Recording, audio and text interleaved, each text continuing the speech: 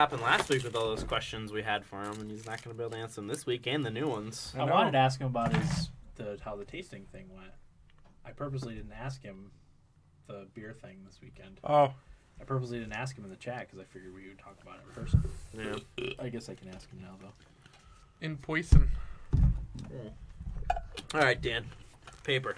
Oh, yeah.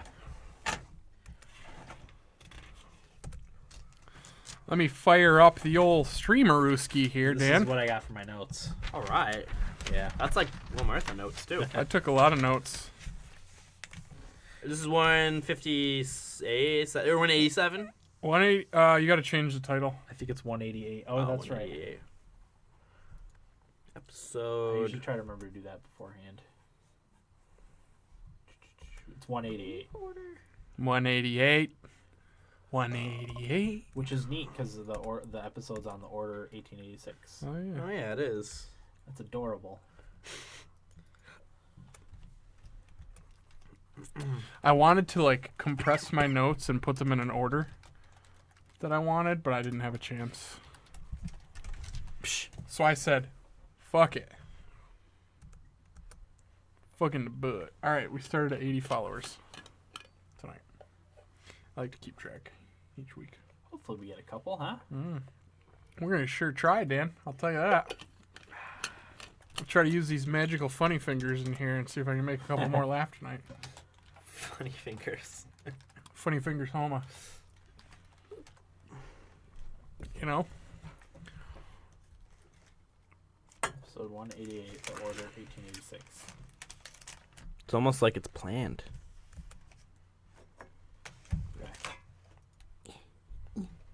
I don't know how you guys are wearing shorts. That makes me want to vomit. That's Warm. Fuck. You guys are fucking crazy. Dude, Tyler's car was so cold on the way home. I was shivering. Fucking idiot.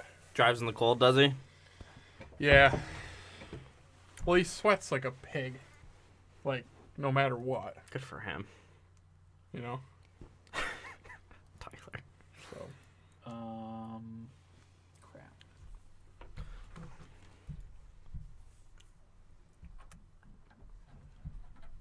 Money. Money. Hose. Money. Hose. Boats Money. and boats and hose. Boats and hose. Boats and hose.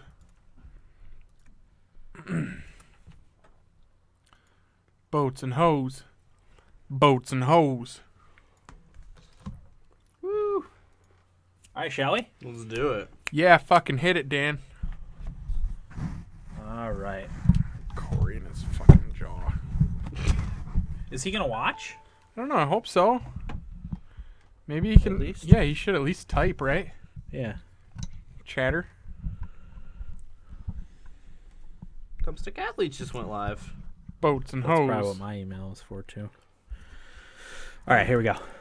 5, 4, 3, 2, 1. Welcome everyone to episode 188 of the Thumbstick Athletes podcast. I'm your host Dan. I'm Eric. Will.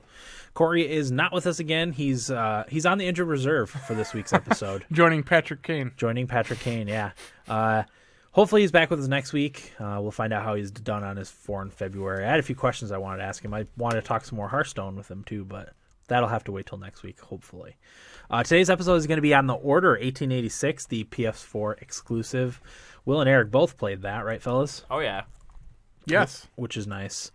Not just Eric. Eric doesn't have to carry the episode himself. No, he doesn't. I never like carrying an episode by myself. I was prepared for it. Nice. I took a lot of notes while I played the game so that I didn't have to count on my memory. Yeah, I try to do that too. Yeah. And I did the opposite. You tried to count on your memory. Mm-hmm. Failed. I have a good recollection of All right, everything. nice. I think. We'll find out. It's recent too. I mean, you played it over the weekend. So. Dan, Monday. Could have been a day ago and I Forget. wouldn't fucking remember. Gotcha. Anything you want to tease for later on in the episode?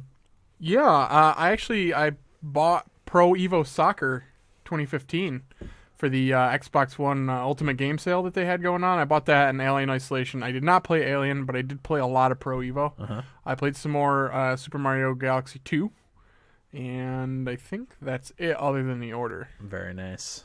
What about you, Will? Just more of my big 3 that I've been playing. Hearthstone, Heroes of the Storm, Smash Brothers. Yep, I played I think 100 matches of Smash Brothers between last week and this week. Wow, Jesus. well done. I just can't stop. I got Monster Hunter 4, so we'll be talking a little bit about that. We're gonna do an episode on it probably next week. At the latest, it'll be 2 weeks from now, but probably next week we'll do our Monster Hunter episode. So I played a little bit of that. Just Cause 2. Oh, cool. So I can talk I'm about that. interested in that. Yeah. Well, let's get right into the order, All right. fellas. Let's Yeah, so the get into order, the nitty-gritty. another one of the PlayStation 4 exclusives that was supposed to come out last fall and got pushed back for polish or whatever the reasons are. So developed by Ready at Dawn and Santa Monica Studios, published by Sony Computer Entertainment, obviously. It's like an alternate history with the Arthurian lore with the knights, Galahad, and what the hell's the other guy? Percival. Percival. Those are the two main ones.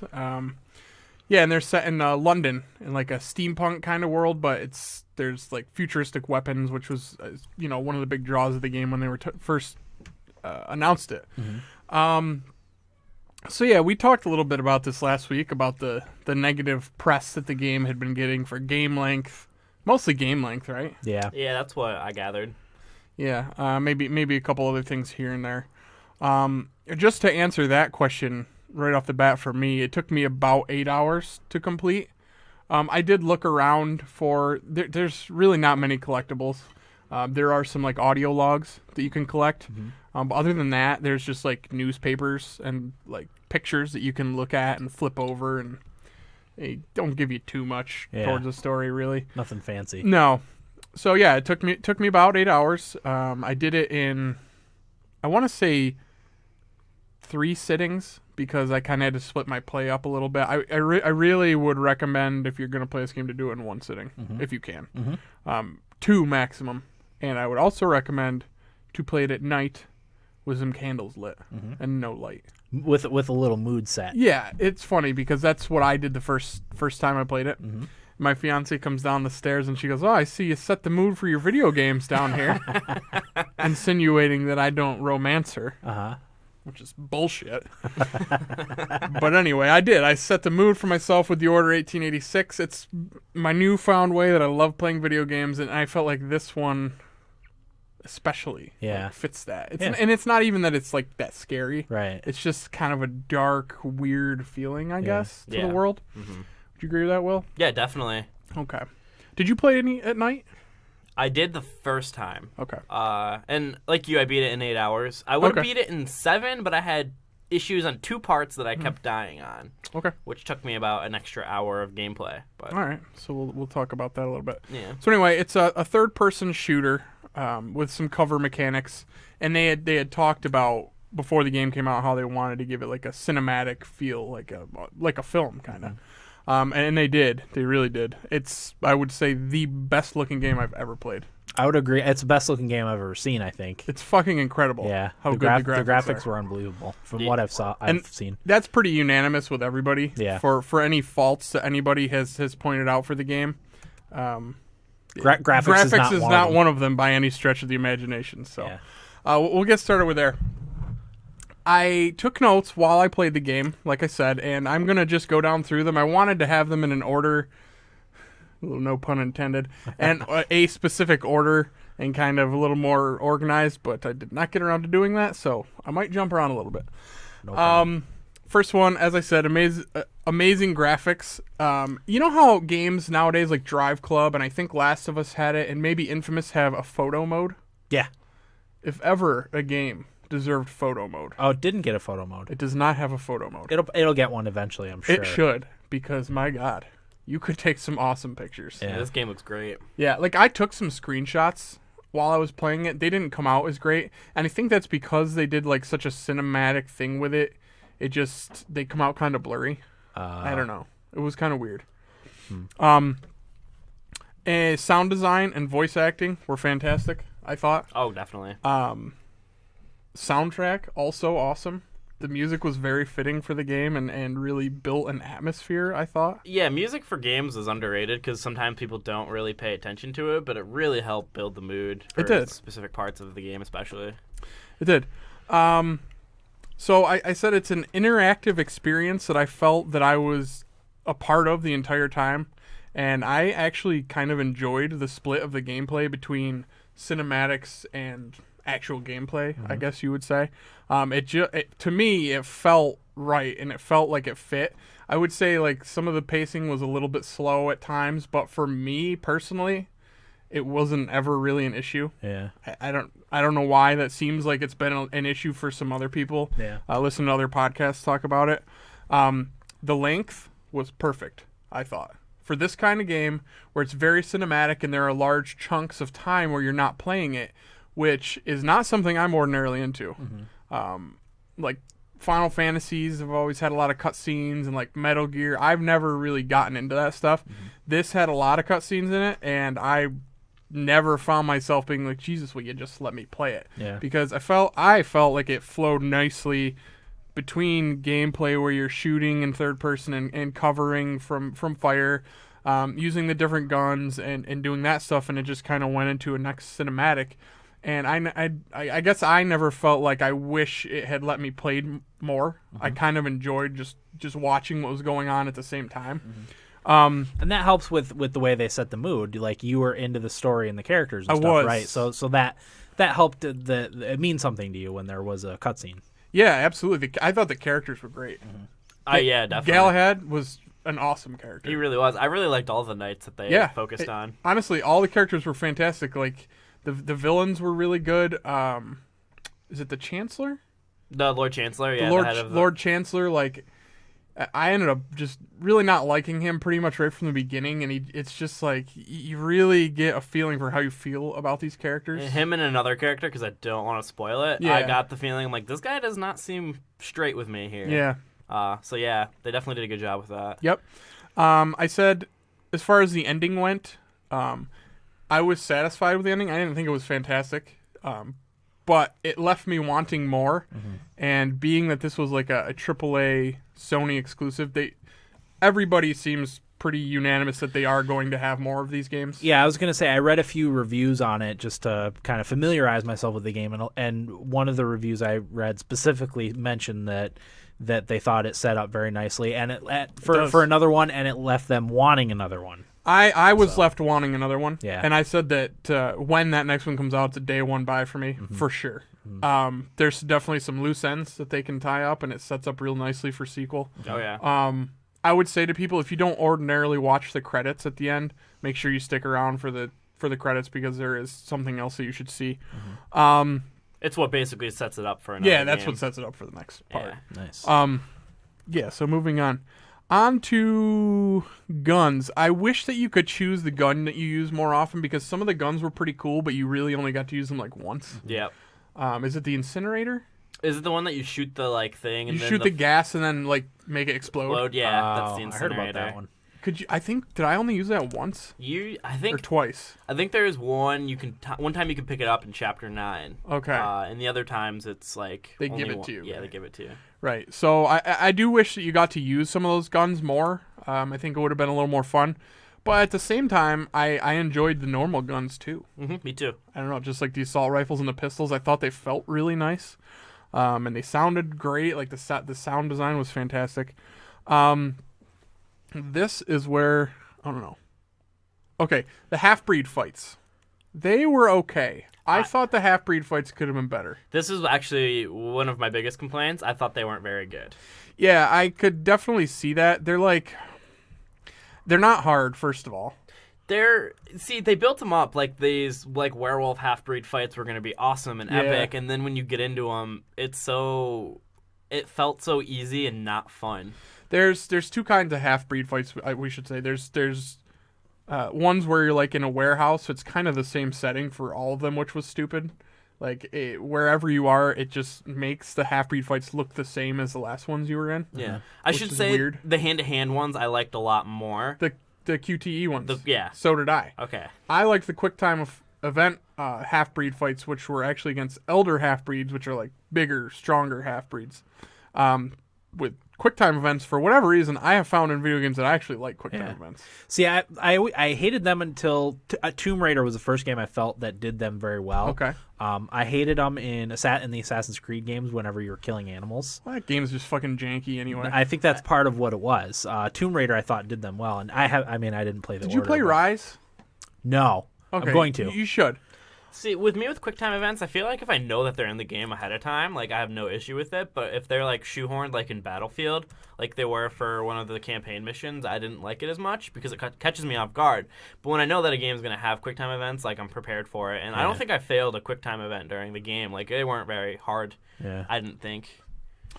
Yeah. So I said the half-breed fights can be intense.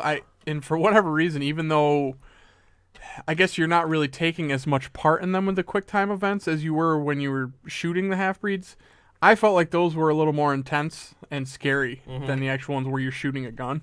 The ones in the warehouse setting were just like repetitive and average at best. Basically, how they work is you're standing in a spot, Yeah. and they come around the corner and just run at you, and you can either shoot at them or press X to roll out of the way, and that's just you repeat that the whole time. And if you just stand in a corner and they just run at you, you just kill them. Yeah. And be done with it.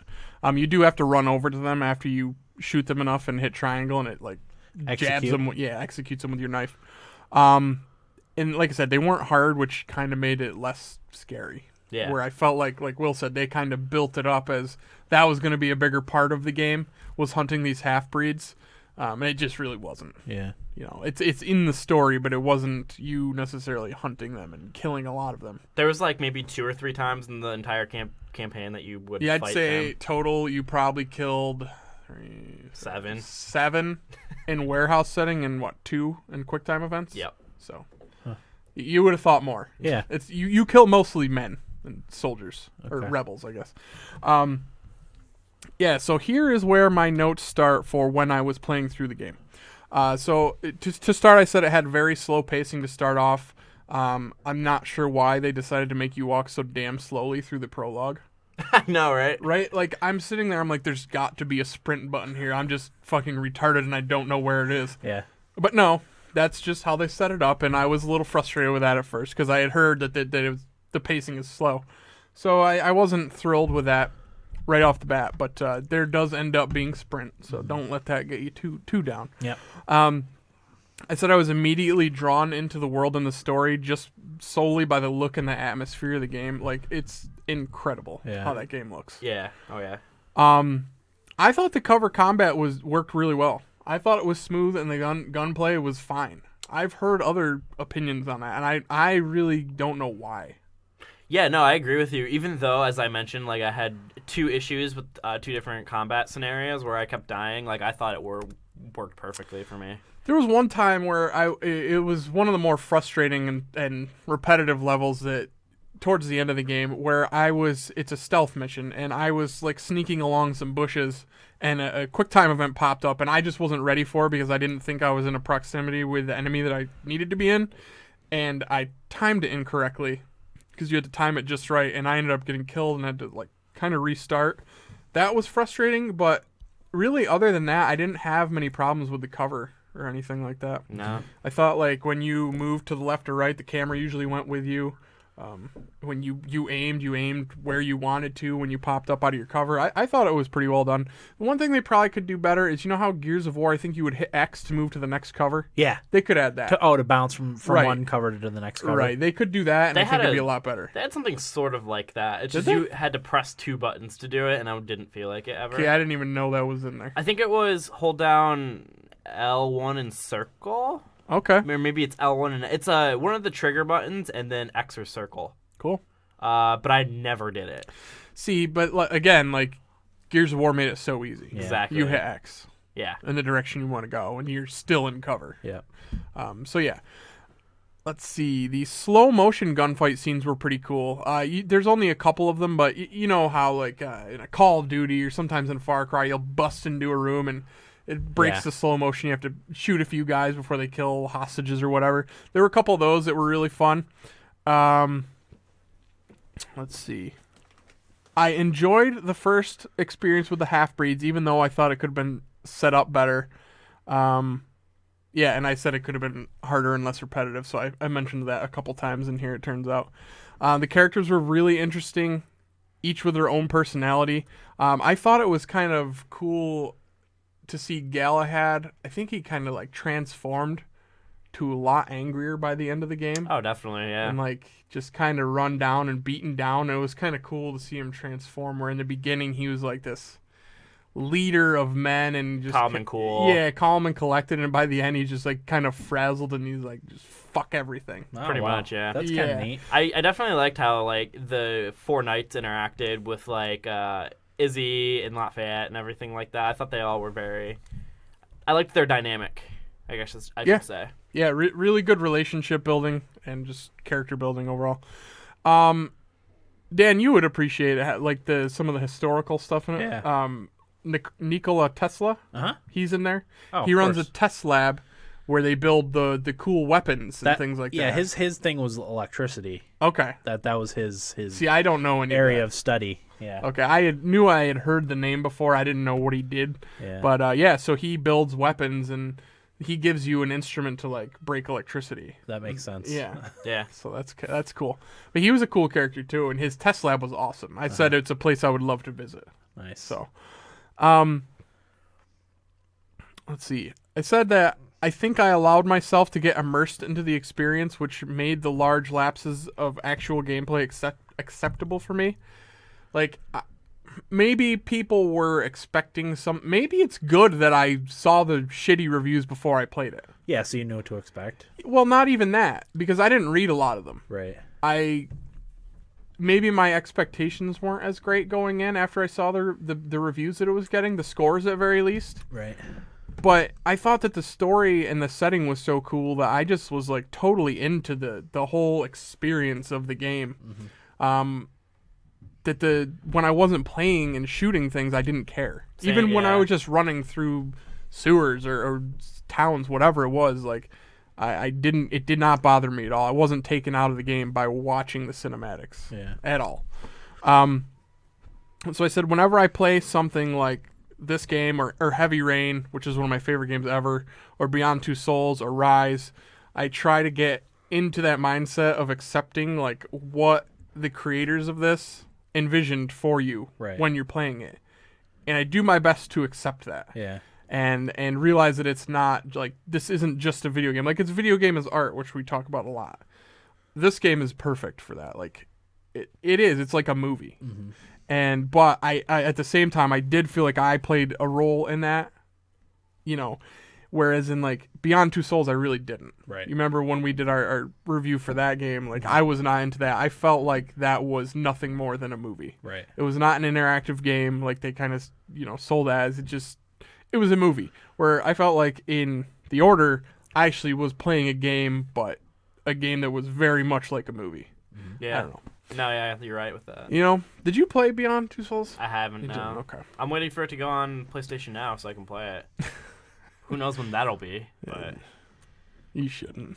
Yeah, you should. Well- I think I said at the time everyone should play it just to Give it a shot. to appreciate what they tried to do. That and Heavy Rain I've been waiting for. Oh, Heavy Rain you should play regardless.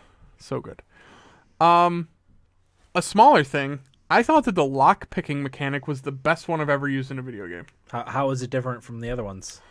It's like you hold down L2, I think, Mm-hmm. and then you rotate the right thumbstick until it doesn't vibrate as much, and then you hit R2. And it was just so easy and so simple. You just had to do it like 3 times. And I never got frustrated with it or anything like that. I don't think I messed up on it at all. It was real simple, and it didn't make you think too much. Because if I had got fucked around with the stupid little lock-picking mechanics or the cover mechanics in this game, I wouldn't have liked it nearly as much. Because that could take you out of a cinematic experience.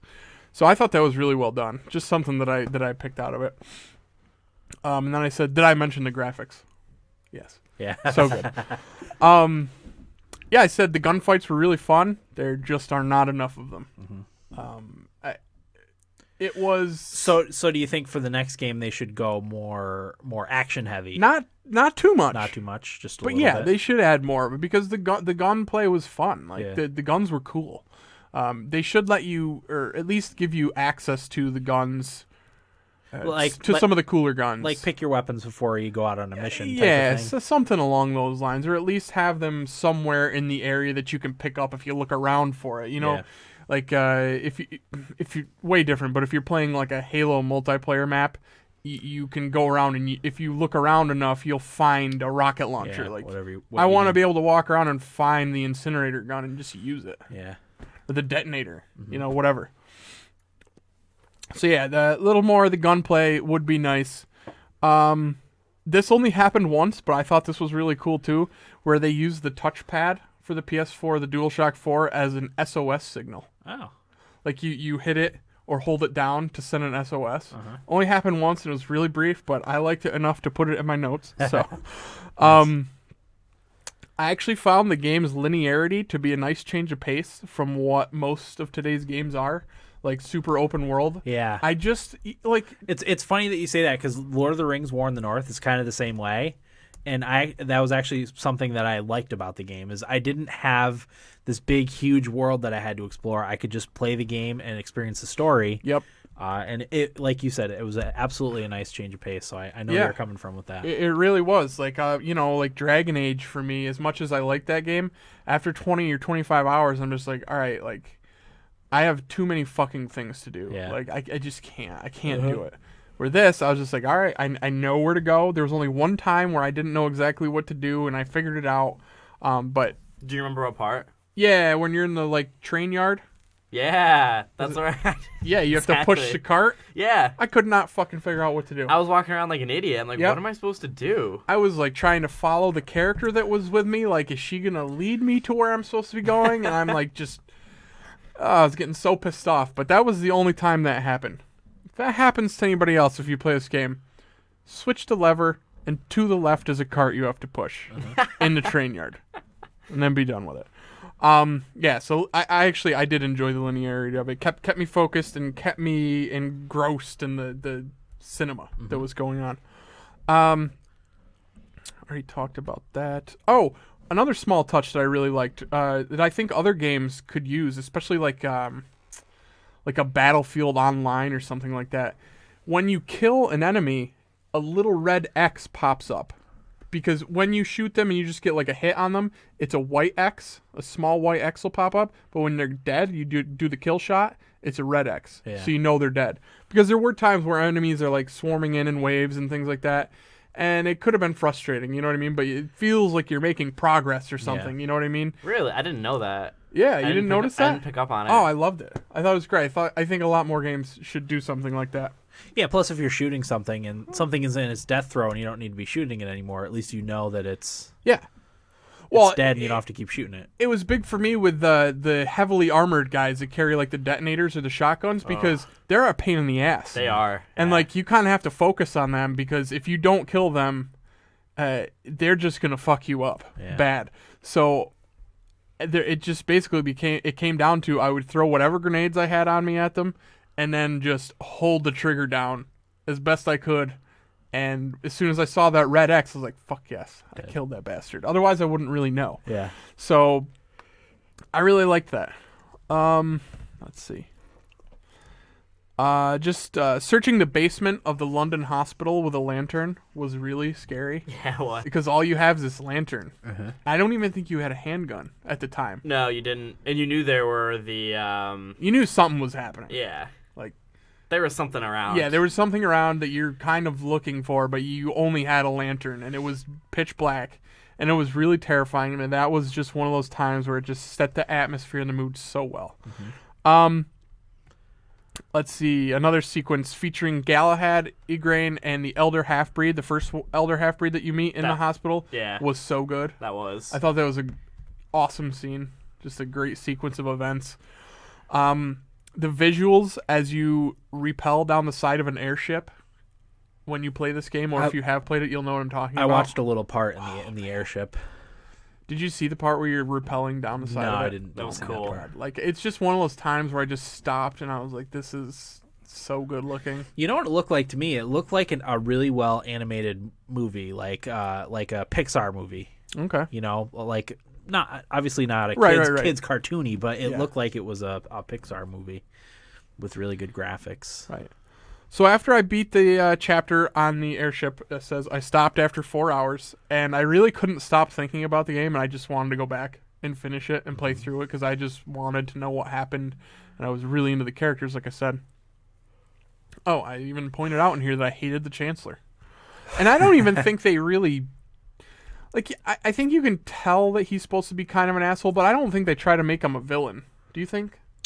They don't... No, they definitely don't make him... He's just like a hard ass. Yeah, you just like, this guy's not very nice. No, he's just kind of a prick. Yeah, and he gives off a bad vibe, but other than that... He's old, like a real old-fashioned guy that, like, somebody that's never going to kind of evolve with the times.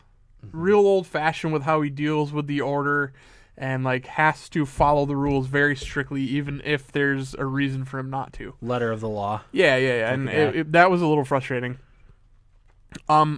There's a funeral scene and a council scene after that where the cinematics were so good. Like, it's not quite on like a Braveheart level of a movie, but for a video game, it was. I thought they were fantastic scenes, and I was just like, this is so good. I'm just loving what's going on here. I already talked about Galahad's character development. The chapter in the shipping yard was incredible, I wrote. Yeah, that's chapter 9 for reference. Is that where you're introduced into what's really going on? Yep. Okay. That's when you go to the docks and everything. Okay, like it's that. like the big twist in the plot. Yeah. Okay, yeah. So obviously we don't want to spoil anything for anybody because it's clearly very story driven. Yeah, but I that was really fun. I thought that whole thing was kind of fun. It was a little frustrating trying to find the sniper that was shooting at you. Yeah, it was. That part was a little frustrating. I didn't know where he was, and I kept trying to shoot him to where like it kept kind of taking me a little bit, but eventually I realized I had to drop down a level. I was doing the same thing. I'm running around like, where the fuck am I supposed to go here? It's funny. You finally find it. It's funny the two spots we got caught up in the same thing. But yeah, so chapter 9, Will says, is the shipping yard. I thought that one was really good and fantastic, especially towards the end. So one of the levels that was really frustrating to me, and I don't know what chapter this was, probably 10, 11, 12, right in that area. There's 16 chapters for anybody that's wondering. Some of them are really short, though. Yeah, and some of them are only cinematics. So, but they're shorter chapters when they're like that. But one that I found really frustrating was moving through the garden at the United India House. You're supposed to be like infiltrating like quietly, and that was a stealth one. I'm just really not into stealth all that much. Yeah. I've found out. But that one was really repetitive, and because all you're doing is like walking around these borders that are supposed to be bushes, and it's just the same thing. You're taking down like guard after guard. Like you do it 7 times, and you just have to find one that has a key. And I don't know if it's set up to be the last one that you kill has the key, or if you do kill that one first, you get the key. But I hope it's that way. And I just was unfortunate enough to have to kill all of them. But I have a feeling it's probably the last one that you kill has it. And it was just repetitive, and it didn't need to be as long as it was. And that was the time where I timed the QuickTime event wrong and had to restart. Oh, gotcha. So I was like four guards in out of the 7 or so, and I had to restart it because of that. So that was the one time where the cover was a little frustrating for me. Yeah, like I said, I was fairly happy with the ending. Some parts were predictable, some weren't. I didn't see coming some of it. I would say I liked the first half better than I liked the second half. Yeah. I don't know why. I guess I would. It was the joy of watching the characters and the relationships between the characters. I just found the first half a little more enjoyable. But overall, I said I very much enjoyed it for what it is. I think other people should try to do the same thing going in. It could use more actual gameplay, yes, and maybe a boost to the pacing overall here and there. But as a whole, for what it is, I actually thought it was really good. I don't know. If I had to give it a score, I would probably give it like an 8. Yeah, I was gonna say not necessarily a score, but on a scale of 1 to 10, how much would you like it? I would give it an 8. An 8. For what it is, I think it's fantastic. I really did. It's my favorite PS4 exclusive. Okay. Easily. I haven't really liked any of the other ones that I've played. What were the other ones? Infamous, Killzone. Okay. Drive Club, none of us played. Right. Little Big Planet, I don't think I would like better. Yeah, I haven't played that yet, but I don't think. Yeah. It's your favorite PS4 exclusive for what? For A another month couple of month- weeks. A month and a half? Yeah, Or till no, a month. Bloodborne. A month, yeah. I don't really think that there's any doubt that Bloodborne's going to deliver. Yeah. But anyway, that's for another week. And this is another one. I know I say this a lot, but of all the games I've ever said this about where this is a great starting point for them to build off of, Yep. this is the best one Okay. that I think can have the best future. Uh-huh. Like, if they just put some more gameplay into it and keep those characters building and those relationships building and keep that atmosphere, and the world is fantastic, the graphics are fantastic, so they already have that stuff worked out. They just need to tweak some pacing and a little more gameplay, maybe give you a little more option with weapons, maybe a little more variety with enemies, more half-breeds and other things. I think they could really do something awesome with this series. And Yeah. it's something that it's not a world that you've ever played in before. It's so cool. Uh-huh. So I'm really excited to see what they do in the future with this one. As far as recommending it from a consumer I was standpoint, going to ask you, do you think it's worth $60? for me, it was worth $60, Okay. but I don't think I would recommend it for everybody for $60. Gotcha. I would say if you have a PS4, you should definitely play this game.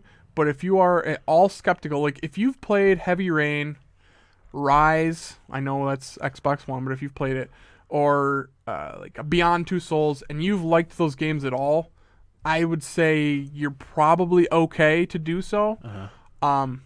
I hope I don't lead anybody in the wrong direction on there, but like 2 out of those 3 games I really liked, and I happen to really like this one too. So maybe I just like those kind of games. So like I said, if you are into those games, I think you'll like this one too. Right.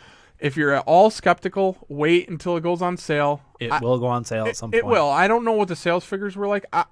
Even with the shitty reviews, I think they'll probably be decent. Yeah. If for only the reason is because it is a PS4 exclusive, and people that have a PS4 probably got it regardless. Yeah. You know what I mean? Yeah, so I would say wait for most people, unless you like those other kinds of games. Wait until it's 40, 30. I think 8 hours is okay. I Yeah. really do. Like, for me at this point in my life, that's better for me.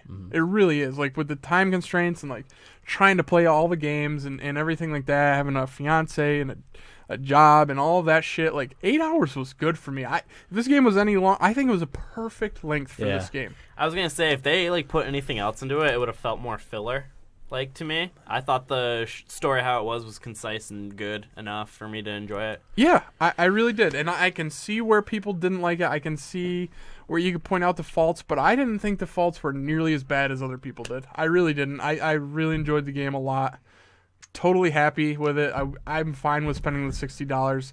Like I said, wouldn't recommend that for most people. Wait till it's 30 or 40, and I think you'll like it. But yeah, I don't know. Do you think it's one of those games that reviewers just kind of want to pile on? Just I because? don't know. I don't think so. I really don't think that's the case with this one.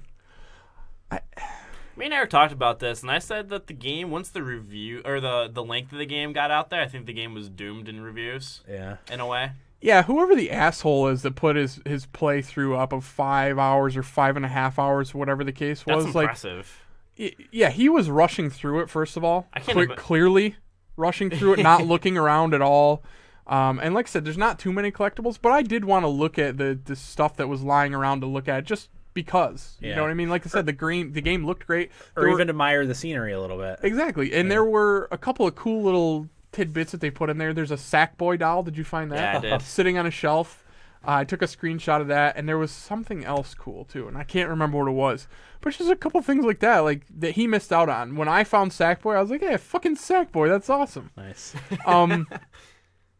Yeah, but I don't know. The length for me was good. That guy really fucked people over. Yeah. Him putting that up on YouTube started that whole thing. The game is 3 hours longer than what he put. For most people, it's a 7 or 8 hour game. I think How Long to Beat has it like 7.5. Yeah, right. For- And for- I think for a that's story. that's average Yeah. for most people, I would say. And I don't think that's bad. I mean, I realize it doesn't have any replay value whatsoever. It has no multiplayer. I'm okay with that. Yeah. I really am. I don't know.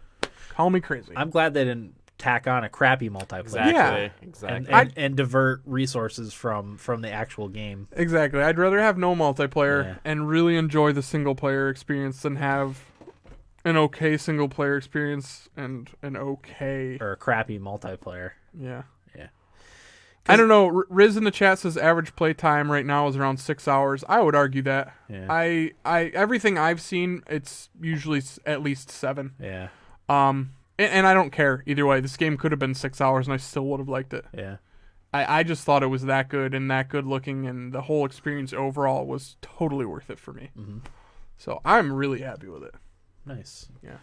What were your thoughts, Will? What was your... Yeah, I mean, with Eric, if I were to give it a score, I'd give it between 7.5 and an 8. I really liked it.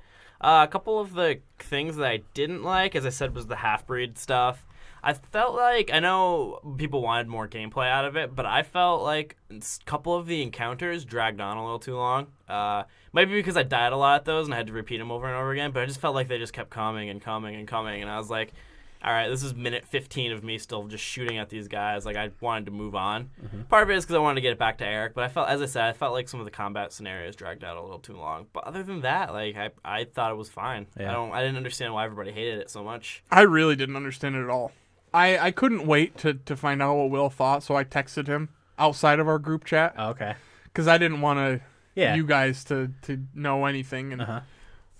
I just, like I said that to Will. I said, I don't understand the hate that this game is getting. Yeah. It's weird. Yeah. Maybe people were piling on, Dan. I think it's a little bit of that because you know once they get that, you know, I think some. This is accusatory, but I think maybe once they realize that people are kind of upset about it, they're like, oh, this is a game we can give bad scores to. Yeah. Oh, definitely.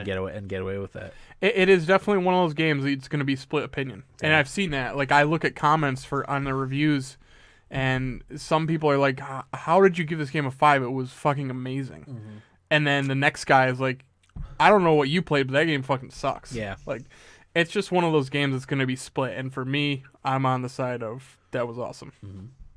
Gotcha. So, yeah, and Riz does point out that it boggles his mind that it has over 3 hours of cutscenes, but didn't bother me. Didn't take me out of it. If anything, it probably brought me into the game more. Yeah. And I would argue, like, a game like Metal Gear Solid, aren't those games so heavy in cutscenes? Like Metal Gear 4? It's been a while. I haven't played I've- since Metal Gear Solid on the original PlayStation. And I couldn't get through the first part of Metal Gear 4, so I've never played it, but I talked to somebody the other day who has played it, and we were talking about the order. He asked me what I thought, and I told him it did have a lot of cutscenes, and he was like, well, so does Metal Gear 4, and not everybody loves that game. Yeah.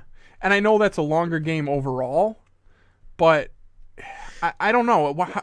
It's you can't say it for one game and not say it for another. Cutscenes are fine too. Like I said, if you're into the game and the story and the characters. Exactly. I've never had an issue with a lot of cutscenes as long as I like what I'm playing, like the characters, like the story, like the setting, which you obviously did for the order. So there's probably people out there that probably didn't like the characters, didn't like the setting, didn't like the story. I don't know how that's possible. So obviously they're not going to like the 3 hours worth of cutscenes. Yeah. My favorite part of the game was actually a cutscene. I don't want to talk about it because it's a spoiler for later in the game, but it was by far my favorite moment of the game.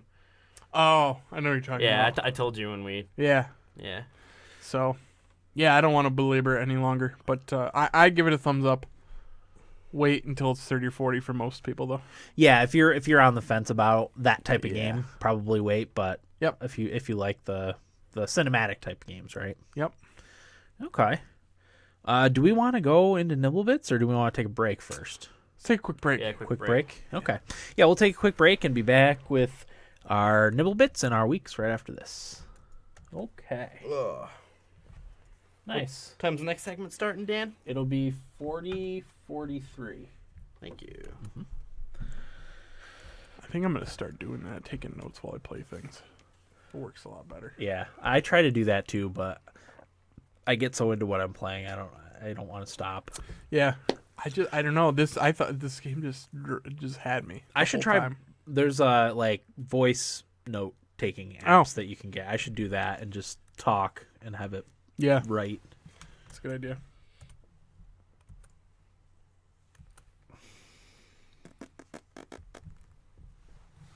Yeah, I don't know, Dan. I don't get all the hate. I really don't. Yeah, like I said, It's not perfect. I think it's a little bit of people piling on it. It all depends on who the websites and magazines had reviewing which games. Because even great games will get a bad review from somebody. See, as I talk about, I always like Chris Carter's reviews on Destructoid, and I Yeah. generally agree with him. But this is the first game where me and him were exact opposite on I didn't even see what Destructoid gave it. 6. 6. Yeah. Yeah, I think Forbes gave it a 6.5. Yeah. Kotaku said no. Which that surprised me too. Yeah. I feel like a game has to be kind of bad for you to say No. Because Don't like play I wouldn't it. say that game is definitely not worth. It's definitely worth some time. Yeah. Like Oh, I don't yes. know. It's not for everybody though. He's right. Is But Corey in the chat? No, I don't think so. Corey. Come on. Is he throwing the towel? Is he phoning it in? I think it's Hearthstone. I think think? I think he has a problem. he was on when I left. Check and see if he's on now. I can do it. I've got it on my Yeah. tablet.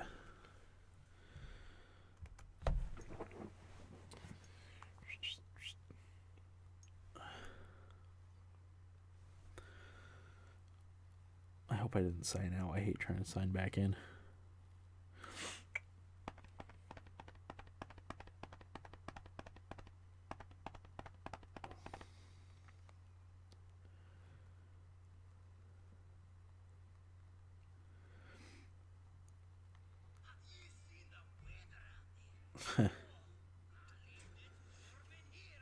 He's crafting some cards. I'm gonna send him a message. What a bastard. All right, let's see about feedback. Throw this feedback together real quick. Real quick. Idaho Jake.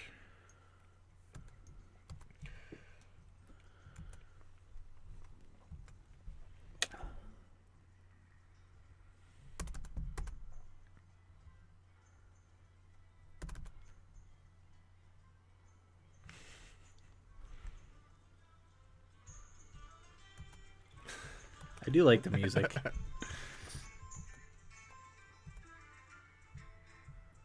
So we didn't have a question of the week then, right? I don't know. You have to go on our website and check. I had to check. That's I didn't either. It's been a long week.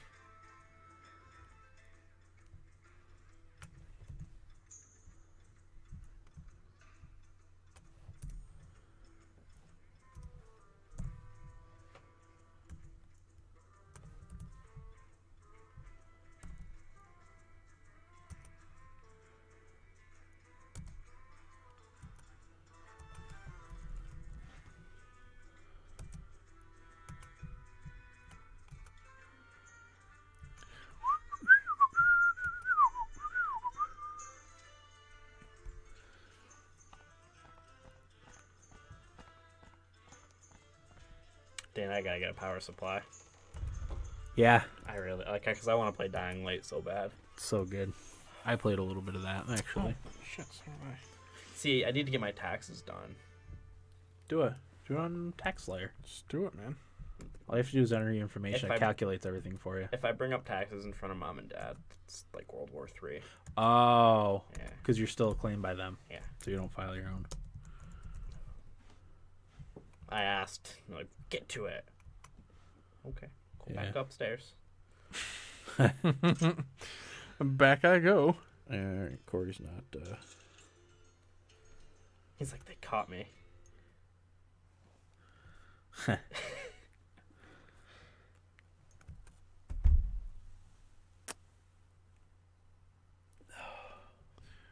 What?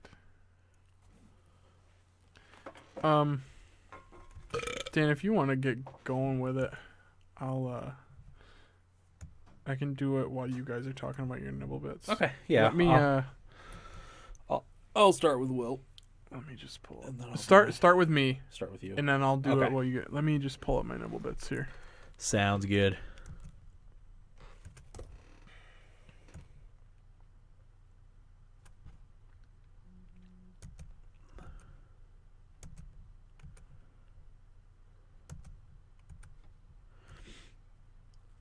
Nibble bits, nibble bits, nibble bits.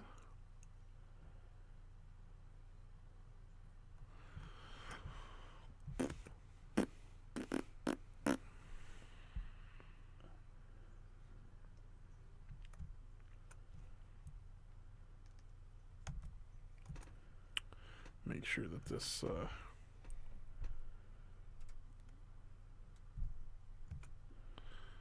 That this is still active before I say anything about it. Really good Xbox One bundle. Oh, nice.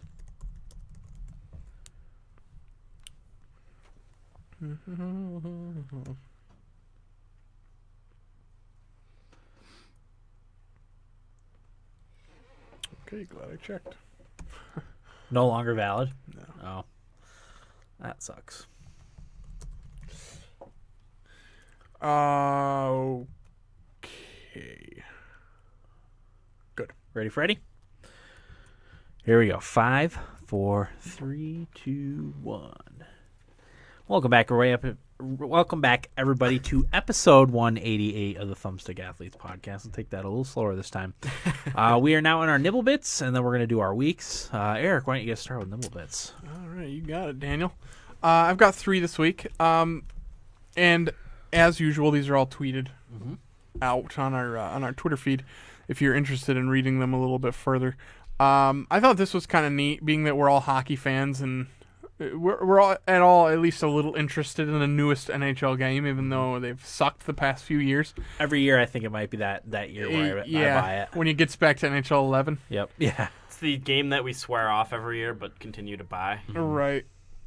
So this is from GameSpot.com. It's titled "The Unlikely Story Behind One of Gaming's Greatest Sports Titles." NHL 94. Did you know that it was programmed in a cabin in Maine by a guy who didn't know anything about hockey? No, that's fantastic. That's incredible. I only read that, and that's as far as I got with it, and I thought, that's tweet-worthy. Yeah. That's pretty cool. Wow. But there's a video on the link if anybody's interested in learning a little bit more about that. That's awesome. That is awesome.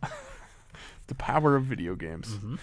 For you Grand Theft Auto 5 fans, online heists are coming March 10th, which is really soon. Today's the 25th of February.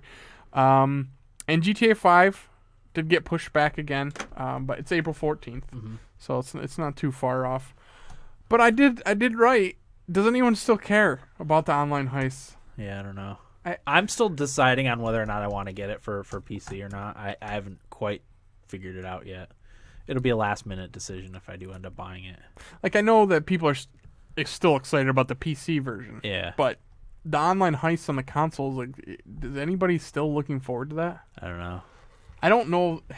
For me personally, I don't think there was enough to that online to keep me involved in it for this long. Right. And to want to go back to it. Yeah. I don't know. Maybe that's just me. And my last one. At GDC, Valve is going to be announcing some new hardware, including a revamped controller.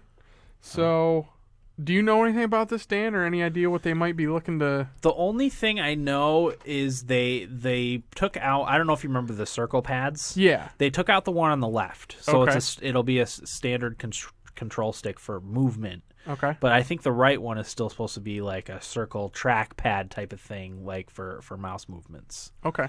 But that's the only. I think they took out the touch screen and put in more traditional ABXY buttons. Okay. I think they're trying to blend traditional and also but have full functionality. Cool. So that's what I know about it so far. So yeah, they're gonna show off the new controller, new living room devices, whatever that means, and a Steam virtual reality hardware system. So, things to look forward to at GDC. Yeah, I always like GDC. Yeah, it's cool.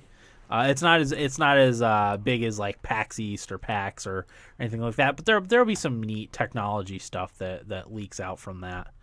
I think more Microsoft stuff is coming out at GDC too. I think you're right. About Windows 10 and gaming, so that'll be probably more DirectX 12 See stuff. if I can pull up a date for GDC. March 2nd through the 6th. Oh, It's right so around that's the corner. next week. Yeah. I knew it was coming up. I just didn't know the exact dates. When's Nice. PAX? PAX East is really soon. Like 3 weeks, I think. I think it's at the before that, isn't it? I thought it was around the time that GDC was. Yeah, I think it's really soon, actually. So it's 2 weeks away. 6th through the 8th. Wow. Oh. Okay. So it's right off, So it's off next- the heels. It's like the end of next week. Yeah. Wow. So the 2nd through the 8th is good for gaming. So we shouldn't hurt for nibble bits next week. In other No, words. definitely not. It's been a slow few weeks for gaming news. It has. So So that's all mine did. Okay. Along the lines of Steam and Valve, Steam announced that they hit 125 million active accounts. I don't think they defined what exactly active means. I don't know if that means you have to log in once a week or whatever, if you have a game purchase or whatever, but still that's some pretty big numbers. 125 million. 125. Yeah. Jeez, that's insane. They hit a milestone sometime early last year of 8 million people playing online all at the same time. It's crazy.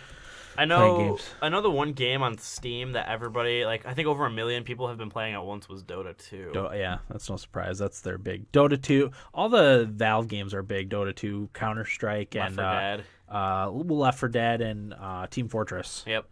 They're all pretty high up on the played list. Because it's weird if you go to console and play any of those, it's all dead. For Left 4 Dead or whatever, and you go to PC and it's just thriving. Yeah, It's weird. it's good though. And then my next one, Sid Meier's Starships, launches March 12th on PC, Mac, and iOS for $15. Getting it? Nice. Oh, definitely getting it.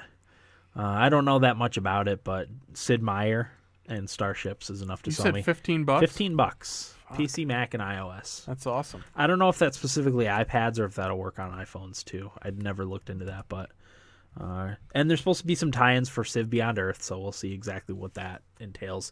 And they've probably announced it, and I just missed it, but yeah, that's exciting. $15. Yeah, it's not bad. I like when studios do little games like that. I mean, that's how we got Child of Light, you know, Yeah. from Ubisoft, is them doing a smaller game, so it's cool. Mm-hmm. All right, well. My first one is Kanye West is releasing a game. It's going to be about his mother going through the gates of heaven. The game is going to coexist with the song Only One. I don't know anything about Kanye West's music, so I don't know anything about that song. And the game has been in development for over 6 months. So Kanye West might be making an appearance at the Video Game Awards and taking God. the microphone for whatever wins Game of the Year. Storming the stage.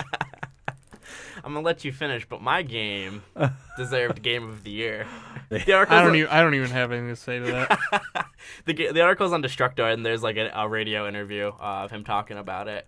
It's you have to point his mother towards the light, and it does stuff within the game. The article said it'll probably be a mobile game, Yeah. but Well, Kim Kardashian has her game, yeah, apparently, that's super popular. weird. It's probably from people who just thought it'd be funny to play it.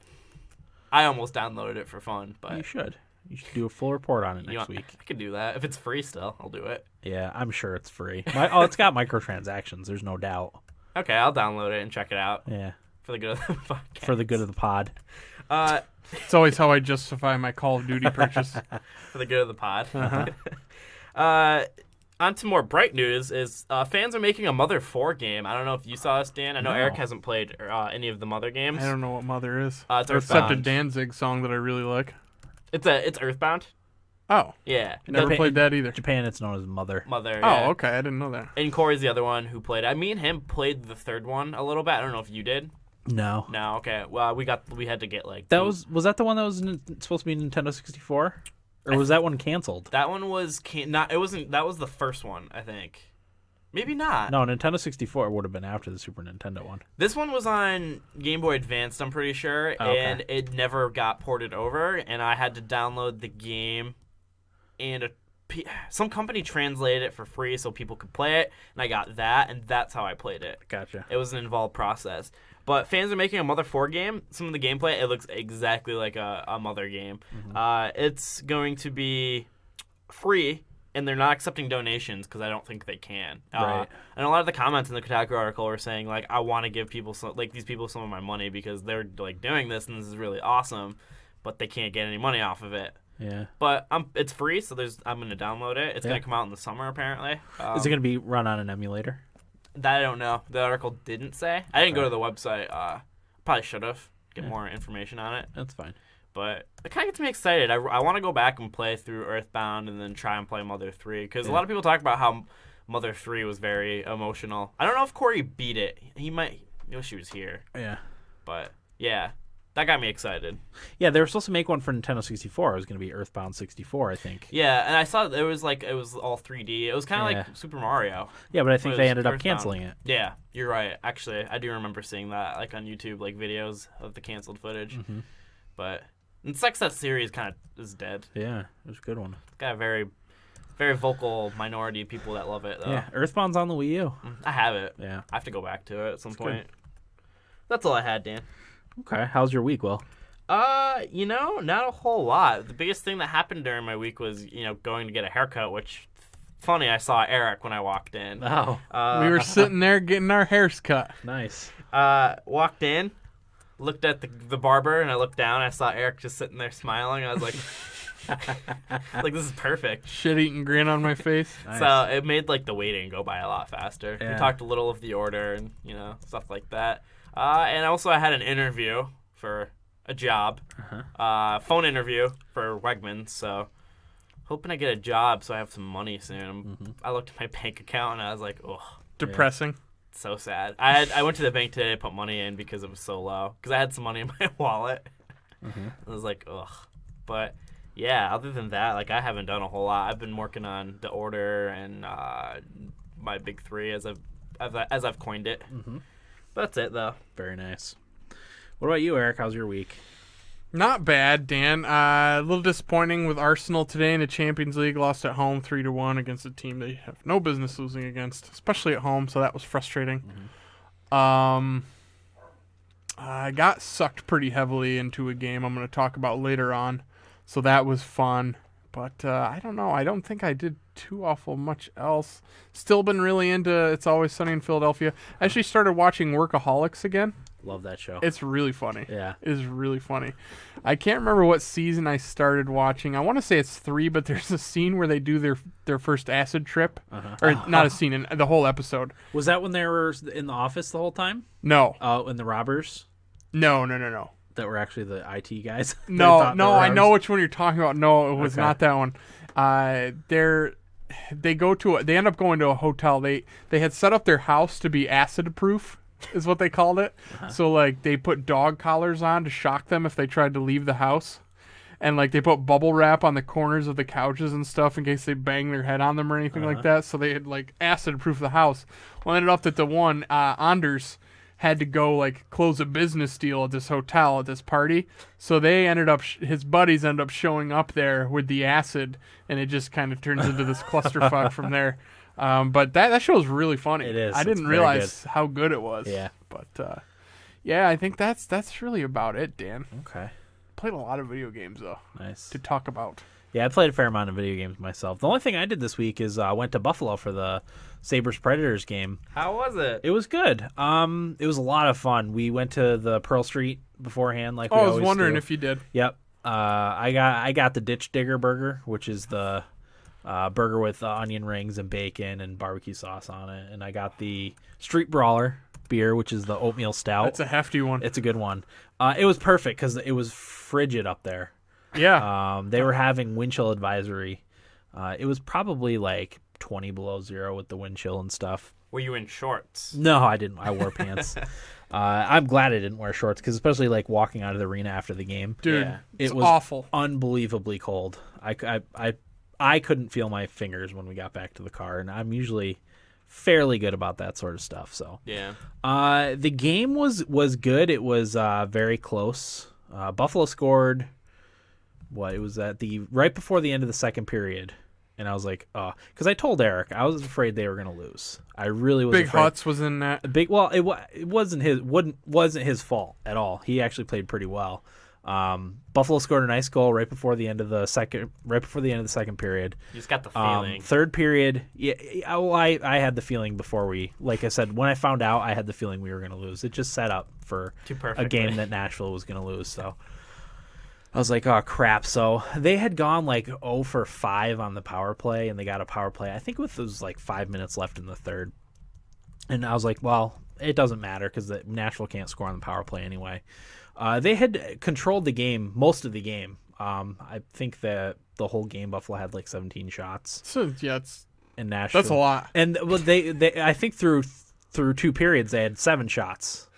I think the third period they kind of put on some offense, and I think they had Put on a real show. I think they had 10 shots in the third period, but Nashville had 38 shots on goal and controlled the puck most of the game. But I'll tell you what, Neuvert, He's really fucking things up. dude, He was unbelievable. They won again last night. I know. They won 4-2. They won big. He not only made some highlight reel saves against Nashville, but positionally, he was always in the right spot to make a save. And he didn't give up any really meaty bad rebounds. He was fantastic. I knew you didn't have I didn't think you had your device with you, and I wanted to say something to you. So I ended up texting your wife. Yeah. And I was on Twitter that night looking at what people were saying, and everybody was like, we need to trade Neuwirth. He's messing everything up. He's going to screw us over. We're not going to lose all of our games now. Yeah, he was great. I was very, very impressed with Neuwirth. So they went into overtime. Did Buffalo take a penalty in overtime? I think Buffalo took a penalty in overtime. Nashville was 1 for 7 on the power play the whole game. That's got to improve. 7 power plays? 7 power plays. Who was taking all these penalties? Doesn't matter. I think Gergenson's had 2, maybe. Gergs. I was impressed by him. He's a good hockey player. He's a damn good hockey player, Dan. I was also impressed, obviously, with Neuwirth. Ristolainen, I thought, was pretty good, too. He's a good physical defenseman. He's going to have to be, because it looks like that Zadorov that they took in the first round with him is a prick. Oh, okay. He's pulling the usual. Yeah. Like we've talked about, those Russian hockey players, for whatever, just...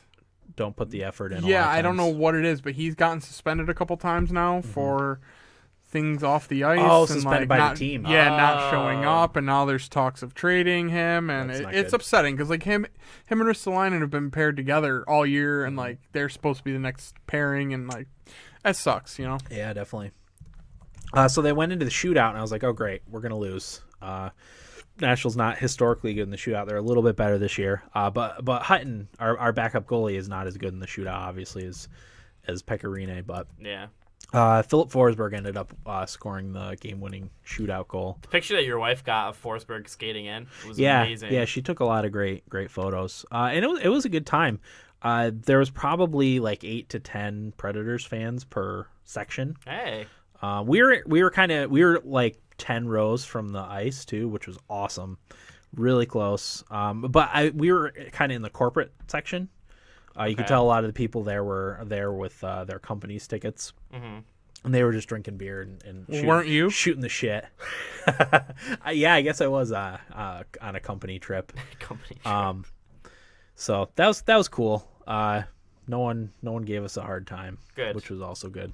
But you know, I really think that the Buffalo fans are pretty respectful. Yeah. Even the football fans, like they're a hardcore group of fans, obviously, but like they're pretty reasonable for the most part. You will get your occasional college kid that goes to a Bills game and gets shit faced and falls off. Wants to be the biggest guy in the room and like, or will like vomit on you or something like that. But like for the most part, like they're pretty respectful as long as you're not being over the top. Yeah, there was a Predators fan that was like 2 rows from the front that was kind of loud and obnoxious, and he probably got some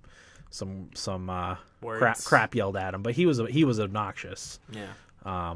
So he would have deserved it, but it's always fun to go to a live game, even if they had lost. It was a lot of fun. I love live hockey. I thought I was gonna have a heart attack though. Yeah. I joked when we were walking out, like, my chubby heart can't handle games like that. Hear that? So, well, you don't want to lose to Buffalo right now. I don't want to lose. Period. Yeah, that's I true. don't want you to lose to Buffalo. And I know Eric wanted Buffalo to lose because Buffalo, they'll have a better chance of getting the first overall pick that way. So our Lord and Savior. I think there was, yeah, exactly. I think there was a lot of people around us that were kind of thinking the same thing, like, we don't want to win games. Like, I think everybody's thinking about there. There were some people there that wanted them to win. Like, I can imagine people that don't go to games that often, maybe that want to see a win. But I think a lot of the people around us were like, they don't have that futuristic look. Right, exactly. Yeah, you're playing for the draft pick, So this actually reminds me, Jack Eichel got into some trouble. He did. What did he do? He was shotgunning beers out of a college trophy for hockey. So what? They're just talking about, like, they were laughing on the American Wyshynski podcast about it. They're like, that's pretty funny. Like, that's what Patrick Kane was doing. Yeah. They're like, the only thing is, like, just parties like Kaner, that's all. He's just like, just be smarter about it. Like, we all know you're doing it. Yeah. USA Hockey. Exactly. That's what we do. They're talking about McDavid's campaign for first round pick should be McDavid is an ice rat and loves his mother. Jack Eichel chugs beers out of a trophy. Nice. Is there any debate over the two, though, really? Yeah. Oh, yeah. Is there? Yeah, debate between who's better? Yeah. Oh, definitely. There's Really? tons of debate. Yeah. Huh. I I thought it was pretty unanimous. No, I thought it was too until like I started like really looking into it more. There's a lot of people who think Eichel's better.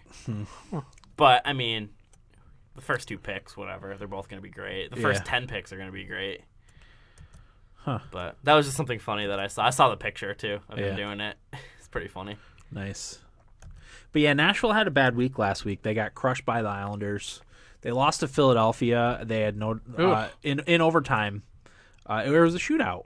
They had no business getting a point out of that game, though. They got just outplayed. Oh, so I think Philadelphia like doubled their shots. Wow. Wow. So yeah, it was a pretty bad game to watch. They squeaked 2 goals by Rob Zepp. Yeah. Who's a 33-year-old who's only played like 6 NHL games. So I think that's the reason why they were able to get a point out of it. Damn. Who'd they beat yesterday? 5-1 or whatever. Colorado. Yeah. So yeah, they're getting back on track. They were at home. That's what it was. That's the difference. Is they've only got 4 losses all season at home. They need that home ice. So yeah, that's exactly we were talking earlier about, playoffs, and I want to get first overall because I want home ice advantage because You're gonna need it. It's a big deal for Nashville because they play so much better at home. Yeah. So How's Cody Franson and Santorelli been playing? Good. Yeah, I think Franson had the assist on Ribeiro's goal in Buffalo. So yeah, I mean they need to, or especially Franson needs to get used to his defensive partner. But yeah, who's he paired with? Ekholm. Okay. For now, but I think he's going to be paired with Seth Jones once Ryan Ellis comes back because Ellis and Ekholm were a pair. Okay. So yeah. Yeah. But I love live hockey games. It's so fun. Nothing better. Glad to hear you escaped Pearl Street without food poisoning. Yeah, no, I haven't had any issues there. I love their beer too. I was hoping you'd try the Don Cherry Wheat. I've had that. Oh, you have? Yeah. You said at the wedding you Yep. went to. That's I went to a wedding there maybe 3 years ago, and I pretty much tried everything they had. Attaboy. And some of them I had doubles. I think the cherry wheat is one I had double. The blueberry blonde ale I think is one I had doubles of. Okay. But yeah, I went with the oatmeal stout because it was really cold out and I wanted something like hearty. Something hearty. Yeah. That's the one. I also really like stouts. Yep. I know you're not as big of a fan of stouts, Eric. Well, I don't know. I've tried 2 oatmeal stouts now. I've liked both of them. I don't know. I guess it depends. Yeah. I mean, it's not. You don't drink a stout in the summer, but in the wintertime or early spring, like St. Patty's Day with Guinness, so good. I know you don't like Guinness, right? I don't like Guinness unless it's in an Irish car bomb. Right. Well, Then I do. of course. Then I'll take it right down. Nice. So that's all I have. Yeah. Let's get into what we played. Why not? Will's gonna check the time real quick. Yeah. So I'll start. The first game I played, it was on my 3DS before I got the account thing all set up and before I was finally able to get my hands on Monster Hunter. Was New Super Mario Brothers 2, which I beat. Oh, Hey. nice. Thank dude. you. I just kind of rushed through it. I actually already started it like a while ago. Whenever we bought it, I was in the second world. And like I said, I didn't have anything to play on the new 3DS, and I wanted to play it, so I just kind of rushed through. It's actually really easy as compared to New Super Mario Brothers Wii U. The whole idea of it is just to collect as many coins as you can. Like, I guess the ultimate goal is to collect 1 million coins in the game. And I beat it. It was, like I said, fairly easy. I think I only collected maybe 30,000 coins, so I wasn't even close to 1 million, but Wow. I mean, it was okay. I don't think I like the new Super Mario Brothers games that much. Yeah. After the first new Super Mario Brothers for the Wii, there's better platformers out there. Like I said, I was mostly just playing it because I wanted to play my new 3DS. Yeah. So I played that. Monster Hunter 4. Eric, let's talk a little Monster Hunter 4. Before we get into that, Dan, Yes. a little What do you piece got? of feedback around that Yes. from Travis. Yep. On our Facebook. He says, I have a question about Monster Hunter 4. I know you're going to do a whole episode on it, but if you could give me a quick answer, I'd really appreciate it. Listening to you guys talk about Monster Hunter, it sounds like a game I would very much enjoy. So I downloaded the demo. The demo to this game is nothing like what you guys describe. Basically, all you do is follow a trail to the monster and just hit X and Y a whole bunch of times.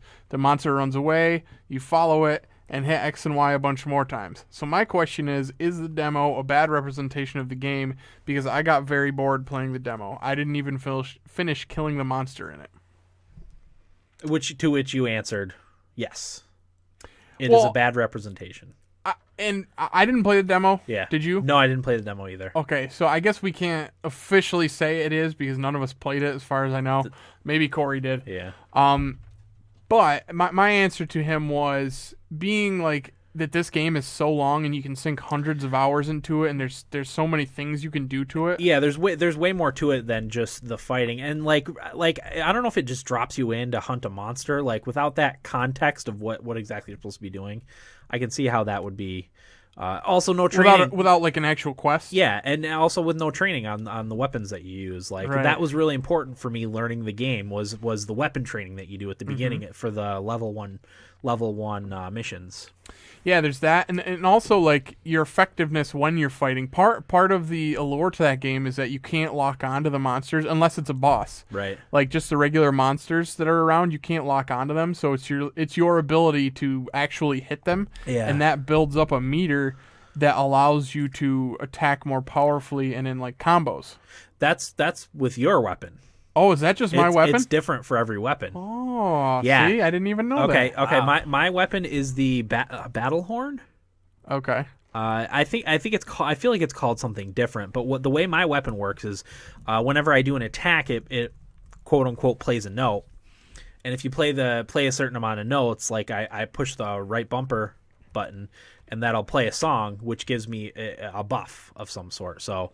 Like if I do 2 red attacks and a white attack and then play the horn, then I'll get an attack buff. Okay.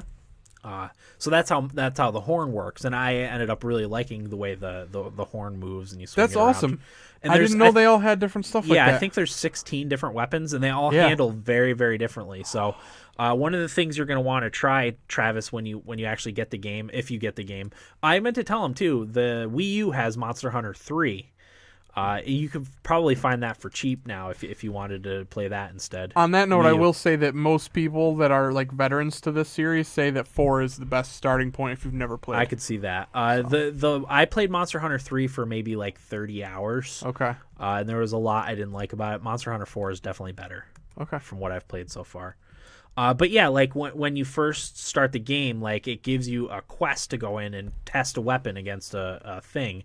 I don't know, like a dinosaur type of thing, just to figure out what weapon you like. And I tried 3 or 4 of those before I found the battle horn, and that's ultimately what I ended up picking.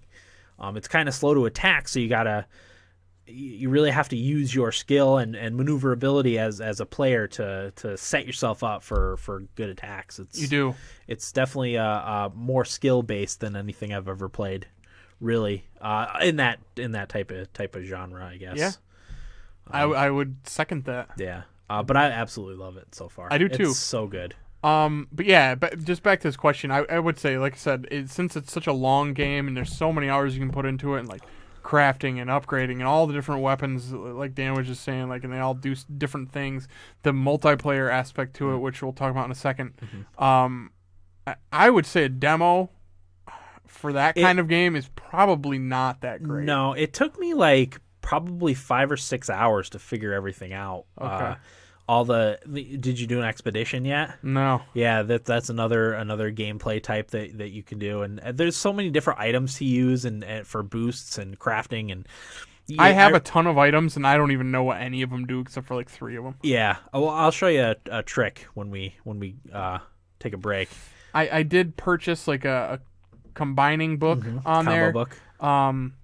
I've gone online and saved a bunch of Monster Hunter guides to my phone, just like that I'll look at some point, just for shits and giggles. Yeah. To help me along the way, but it's in depth. There's a lot of stuff. A lot to it. Definitely. Since I don't own the game, and you guys say that I would like it a lot, I'll try out the demo. Yeah. See what you think. Yeah, and then give him another answer. Yeah.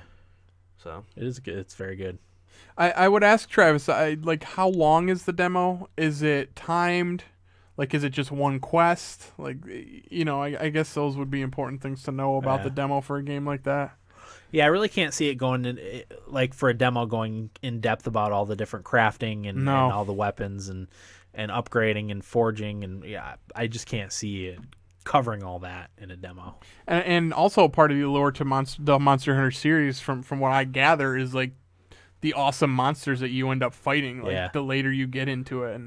And I think it's going to be a lot of fun doing that, like in the multiplayer setting. Yeah, I've had some pretty epic battles so far. Have you? Oh, yeah. See, I've only played 6 hours. I'm at the first boss fight, which is the Great Jaggy. That's as far as I've gotten. But Dan and I finally got around after we got our accounts set up to trying multiplayer. And I think it was okay just because we're like we're experienced gamers and we've been around the block with these things and we know how janky Nintendo can be. So we were able to figure out how to get into a multiplayer thing fairly well. Yeah. For somebody who maybe has not played as much, it might be a pretty big pain in the ass. But once you finally do figure it out, it's fun. Like, Dan and I hunted a Great Jaggy, and it was fun. Like, I don't know what else to say. Like, that's what video games are supposed to be. They're supposed to be a good time, and that's what it was. So, and I'm looking forward to when Will gets it and Corey gets it, and we can go on these 4-player hunts and get to these big monsters. I'm thinking we're probably going to have to, like, get on Skype with each other so we can communicate. Because I don't think there's a voice chat option for it, but you are probably going to want to communicate if you're taking down something big. Sure. So. And another thing that I really like is my little sidekick, my little cat. Yep. Which I named Izzy, which is my dog's name. And my dog is kind of cat-like, so that's why I named it Izzy. Nice. Yeah, your little cat companion will like help you in battles and stuff, and they have abilities too that you use that you get when you cook food before you go out on a hunt. Yep. Which is kind of cool. And they get some cool costumes. I dressed mine as Luigi. Yeah. I was happy to see that Dan had dressed his as Mario. Yep, I picked Mario costume. So when we went on our hunt, we had Mario and Luigi cats. Yeah. What kind of weapon does yours have? Mine has a hammer that it throws. Yeah. Okay. Yeah. The hammer, and then I think he might have it throw a boomerang. A boomerang? Yep, mine's the same. So I don't know that there's as much to equip your cat companion with as there is with your own character. It doesn't seem like it. Yeah, because I'm in the second like city. Okay. And I don't think I've come across Am I getting more there? stuff. Yeah. Okay. Yeah, I think you have like maybe one more like story mission that you could do to get there. Okay. So it's good stuff. Cool.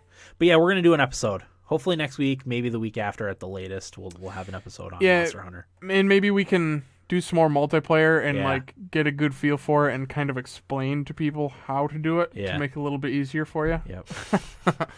I don't even feel comfortable explaining it at this point, so maybe we can get into that a little bit more this week. So yeah, that's Monster Hunter 4. I love it so far. It's distracted me a little bit from my 4 in February. So. So I played Lord of the Rings: War in the North, which I beat. Yeah, good damn. Nice. Thank you. I ended up liking it a lot better than I thought I would. Like Eric talked about with the order earlier in the episode, I kind of liked the narrow scope of the game, the linear, more focused story. It was just nice to just go and fight things and experience the story in a game as opposed to having in this huge open world. Getting distracted. Yeah, because I very easily get distracted in open worlds on doing side stuff, which I'm having trouble with my next game that I'm going to talk about. Knew that was going to happen. Yeah, the only issue I ended up having with Lord of the Rings is the weird equipping stuff. And I didn't figure this out until about halfway through, but like before you like log into the game, you have to pick what character you want to use. So I mostly spent time playing as Farin the dwarf. He's kind of the heavy melee character. So I would tank basically. I would draw all the orcs towards me and do my spin attacks and whatnot and try to suck up the damage. Well, if you want to level up the characters, you have to log in as them before you start the game and then log back out. But you have to save right after. It's such a pain in the ass. Wow. So at the beginning of the game, I bought some stuff to put on my characters, to upgrade their equipment too while I was leveling them up. Well, it turns out that stuff only transfers if you actually play as that character. So the stuff that I like, because when you pick up stuff or buy stuff as your, like my main was Farin, you can give it to those characters to equip, and they'll equip it. But when you log into the characters, they have equipment that you only bought for them when you played as them. Like so I looted a really good bow for the Eridan. Yeah. And I gave it to him and he equipped it. But if I was to go and play as Eridan, he wouldn't have that equipped. He would still have the starting equipment or stuff that I bought with him for him. Why would they do that? I don't know. It makes no sense, and it's so confusing. And like I said, it took me about halfway through the game to figure that out. So were they not just helping at all? Like they were really weak and everything like no, that? No, because when I was playing as Farin, when I give them stuff, they would still equip it. But if I ever went to play as them, they wouldn't have that for whatever reason. I don't know. I don't know what the thought process was for that, but it was so confusing and frustrating. But ultimately, I like the game. I didn't have any of the technical issues that Corey had with it. That's true. It didn't crash on me once. It ran great. I think I had one time where one of my characters got stuck. But once you proceed to the next like area, it like warps your party to you if they're not to you. Okay. But yeah, I thought it was pretty good. If I had to score it, I'd probably give it like an 8 out of 10. Yeah. I was happy with it. But part of that is my love of the Lord of the Rings lore and universe, so I think that definitely helped. I definitely thought it was an underrated game when it came out. Yeah. I would have liked it. Like, my whole thing is the equipment management. If you could just swap characters while you're playing and equip them while you're playing, like, yeah, I would have loved it. Absolutely loved it. But yeah. That's unfortunate. Turns out I just liked it. See, I got lucky by playing with friends. Yeah, so I didn't have that issue at that's all. definitely the way to play it. And it was I mean, they went in, or when it came out, that was their pitch, was to play with two friends. Yep. So they never took into account that someone might be playing it by themselves. A couple years after it came out, when nobody wanted to play it. Yeah, because it came out in like 2011, right? Came out next to Skyrim. That's why right. it got forgotten. Oh, well, that'll do it. Yeah. If you want to kill your game, release it with an Elder Scrolls game. Yep. So the last game for my 4 in February, Just Cause 2, which I really like so far. Good. It's a lot like Far Cry.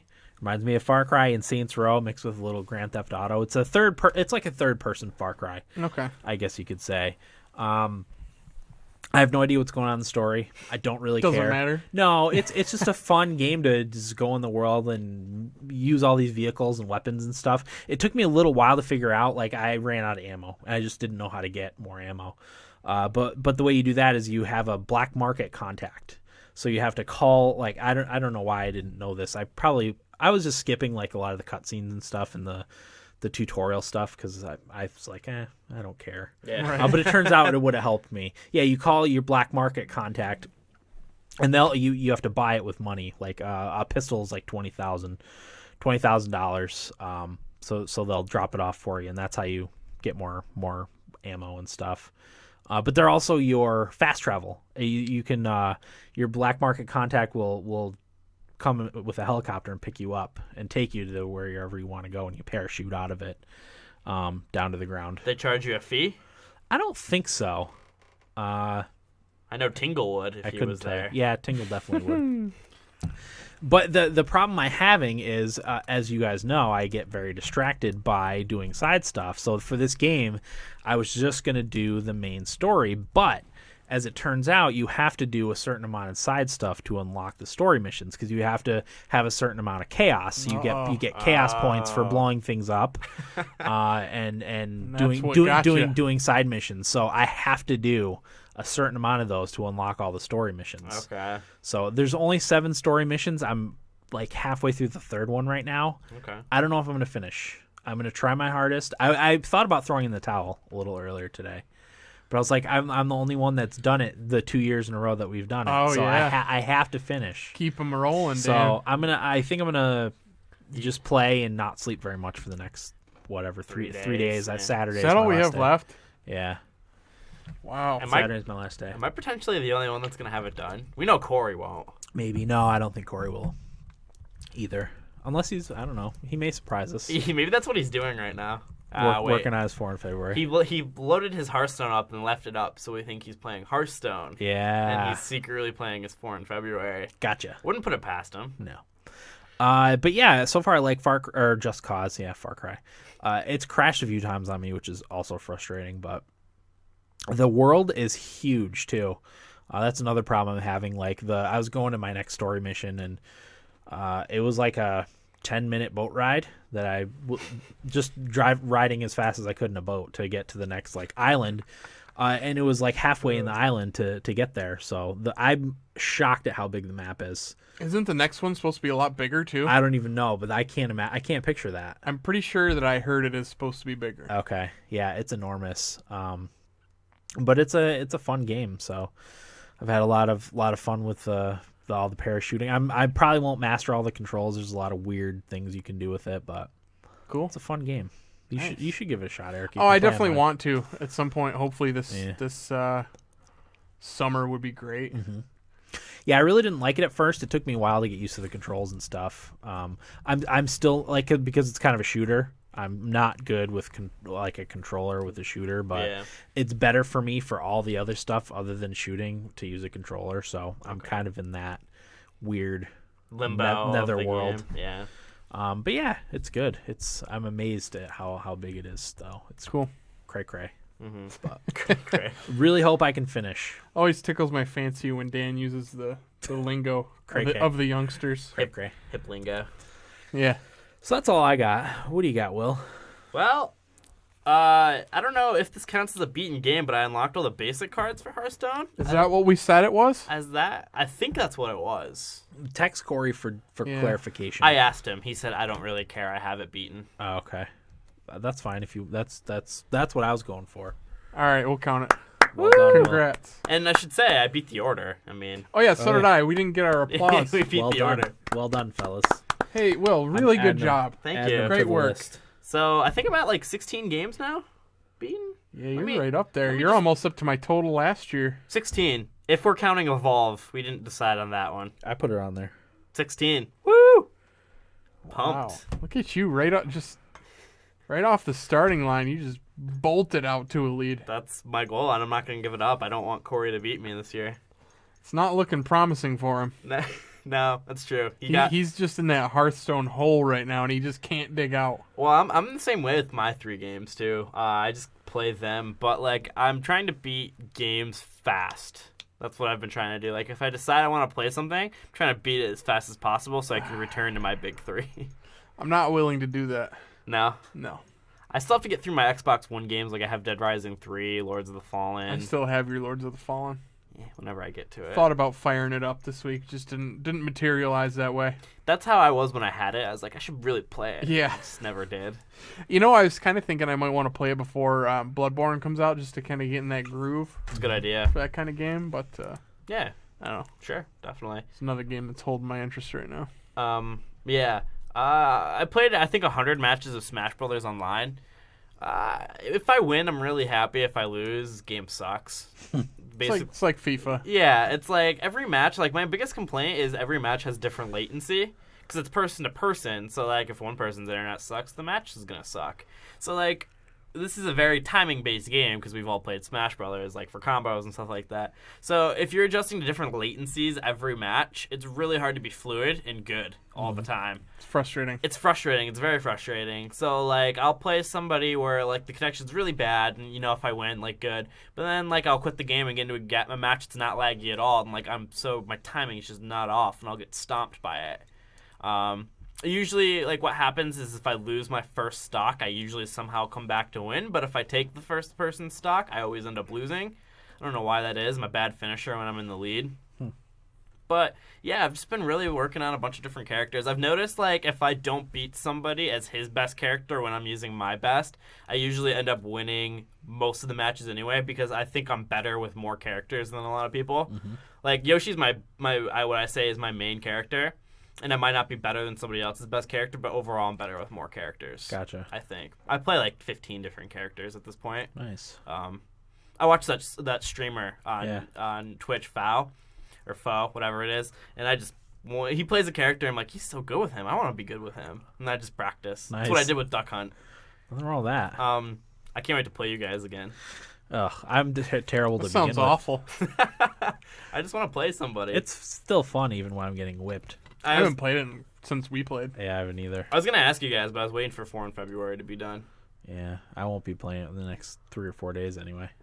Yeah, I was gonna start asking you guys if you wanted to play quick online matches at some point. Yeah, let me know once March rolls around. Yeah. I'm probably gonna get it for 3DS before too long too. Yeah, I'll play on that too. Yeah. That reminds me, I have to redeem my codes for that so I can get Mewtwo for free. Yeah, you do. And I wish Rayman. Yeah, that would be awesome. You know, I listened back to last week's episode. That was really funny that you didn't know that was a farce. See, I got on Reddit, and that was the thing. And like everybody's like, "Oh, Rayman," and then I played Wind Waker, and I hadn't checked because Wind Waker. You were just so involved in Wind Waker. And then I came here. I was like, "Guys, did you hear about Rayman?" Yeah, the fake. Yeah, we heard it's not true, dummy. I was like, oh, and apparently Ubisoft said that was a fake and stuff like that, and I was like, wow, how did I not know this? Smash is like my favorite game. Yeah. No idea. And the other thing is Heroes of the Storm. Probably going to be a new character coming out after PAX. They're doing a lot of Heroes of the Storm PAX stuff, so I'm excited to see what they're doing. New map, too, I think. I want to show you an email I got. I can't tell if they're just trying to get me to buy that game or if I got into this closed beta. Yeah, show me. I will. I'll show you later. If you check your client, too, it'll just be download. Oh, Because well, I if you can just do that right now. Yeah, if you check it, because if, like, Dan, you have Battle.net. Did you sign up for the beta? I don't think so. Okay. Well, you might have just randomly gotten in, too. That happens. I gotta put it. I haven't put it on my computer since I formatted the hard drive. So say, like, you didn't get in when you go to the Heroes of the Storm, because it's on everybody's client now. It'll just say, get Founders Pack, but if you're in, it'll say download for Eric. Okay. So that's how you'll know.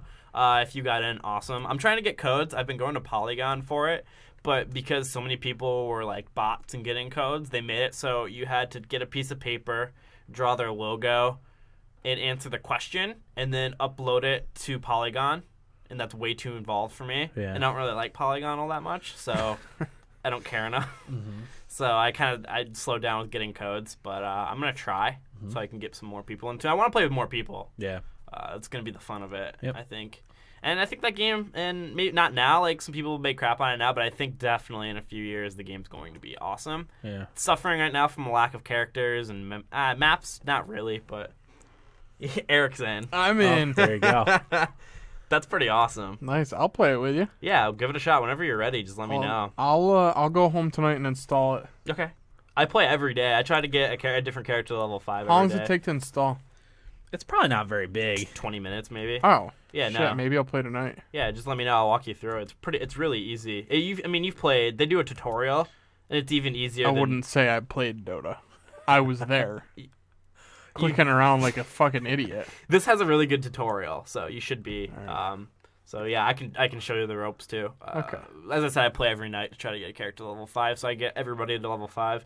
They do character rotations, so I'm getting new people every day. Yeah, I'm excited to try it. Yeah, I hope you like it. I think this might be the MOBA that you would like. I'm if actually anything. looking forward to Smite on Xbox One. That's another one I'm looking forward to. So. I'm going to start, well, I should say, I'm going to try to start listening to an esports podcast that I discovered, and I think they talk about Smite a lot, so Let me know what that is. I'm interested. I will. I want to listen to it. But other than that, I've just been playing those 3 religiously. Can't stop it. Gotcha. My next game, I'm probably going to do my yearly beat of Diablo. Probably beat Diablo. Diablo 3? Yeah, I'll probably beat Diablo a few times this year. I'm trying to figure out how to attack my March. God damn it, Will. My March gaming. Probably Monster Hunter. Yeah. I have to finish Dying Light. You getting Codename Steam when it comes Yes. out? Okay. I already pre-ordered it. You did? Yep.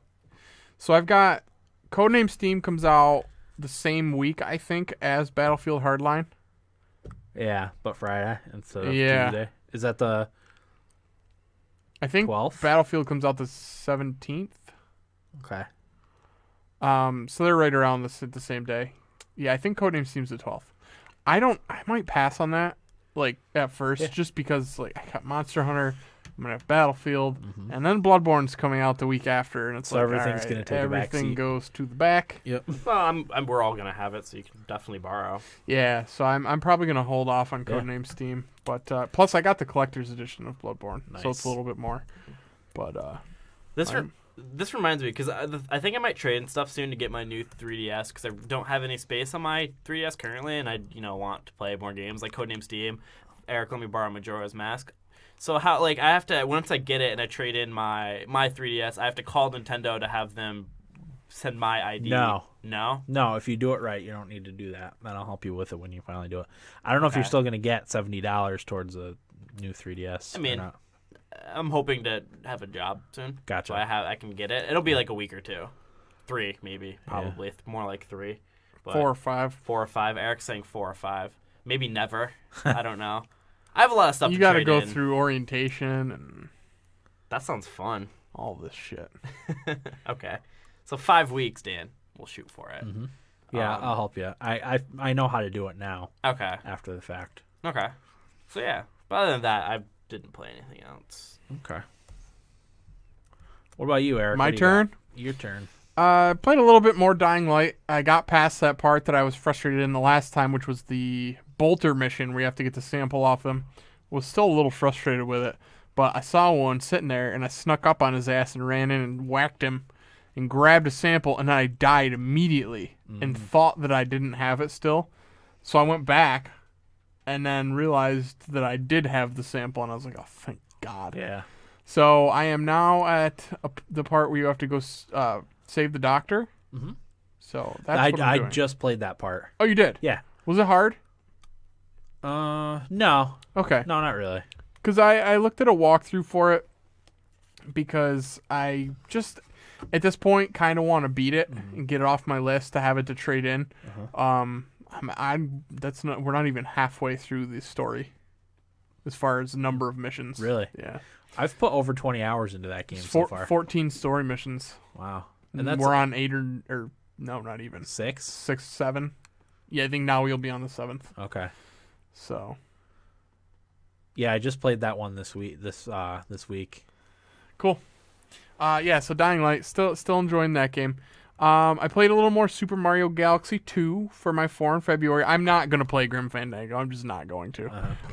But Super Mario Galaxy 2, I'm liking a lot more. Oh, good. Oh, phew. So, yeah, it's fun. I don't know if I'm going to beat it or not. I don't know how the rest of my week sets up for video games for the next 3 days. But it's a fun game. It really is. I'm glad that I've at least played what I've played of it. It's a lot different than the other ones that I've played with the gravity part where you're jumping from like little moon to little moon. That's pretty cool. Yeah. It's cool stuff. Those games are they're so well done. They Nice. just always nail it. Yeah. Well, I shouldn't say always, because recently with like the new Wii U games, they're not great. Right. But yeah, I am enjoying Super Mario Galaxy 2. I like how you have your own little ship. The 3D Marios are all really good. Yeah. But the main game that I've been playing this week, like I said, I bought Pro Evo Soccer 2015. I bit the bullet finally. This is a game I have never purchased before, and I've always said that I was going to purchase. It was $30 on sale on the Ultimate Game Sale for Xbox Live, and I said, fuck it, I'm just gonna get it. And I'm so glad that I did because I love it. Nice. I might even like it more than FIFA. Really? It's more realistic than FIFA is, and I love that about it. It's not just about the speed of your players, which is pretty much all FIFA is, and it's obnoxious. And FIFA has this weird thing where when you make a pass, it will like lock a guy onto the ball, even if there might be a better option. And if you take that better option, it just fucks everything up. Jeff and I, when we play, we call it getting FIFA'd. Oh, okay. There's just these weird little things that happen in the game, and it's so annoying. And I don't really find that happening in Pro Evo. And in like when you play a pass, I feel like the ball goes into the open space where you'd want it to go more often than it does in FIFA. Like if you're trying to lead a player. Right. Play a through ball. Like when a player goes on an angle where he is going to run behind the defender, but you want the ball to be on the opposite side of the defender so they kind of meet each other in their path. It is way better at that. The passing games for EA is always pretty bad. The NHL has issues with it too. Another thing I love about it is it makes a defensive midfielder or a holding midfielder far more relevant than it does in FIFA. They're pretty much useless in FIFA because a lot of those guys are kind of slower. and they just play a more defensive game, and FIFA is just not set up for that. It's like an arcade type of game, whereas this is more of a simulation, and having a good defensive midfielder is key in this game, and I've found that I really enjoy using those players a lot, which is not something you could ever say in a FIFA match. I don't feel like.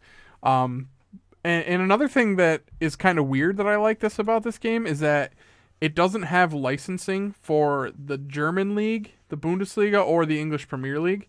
It has those. I know it has the English teams in it, but they're not called what they actually are in real life. Like Arsenal is called North London Red. Oh, okay. And it has all the players in their names, and they look like them, but they don't use their names in the game. Like the announcers don't say the names.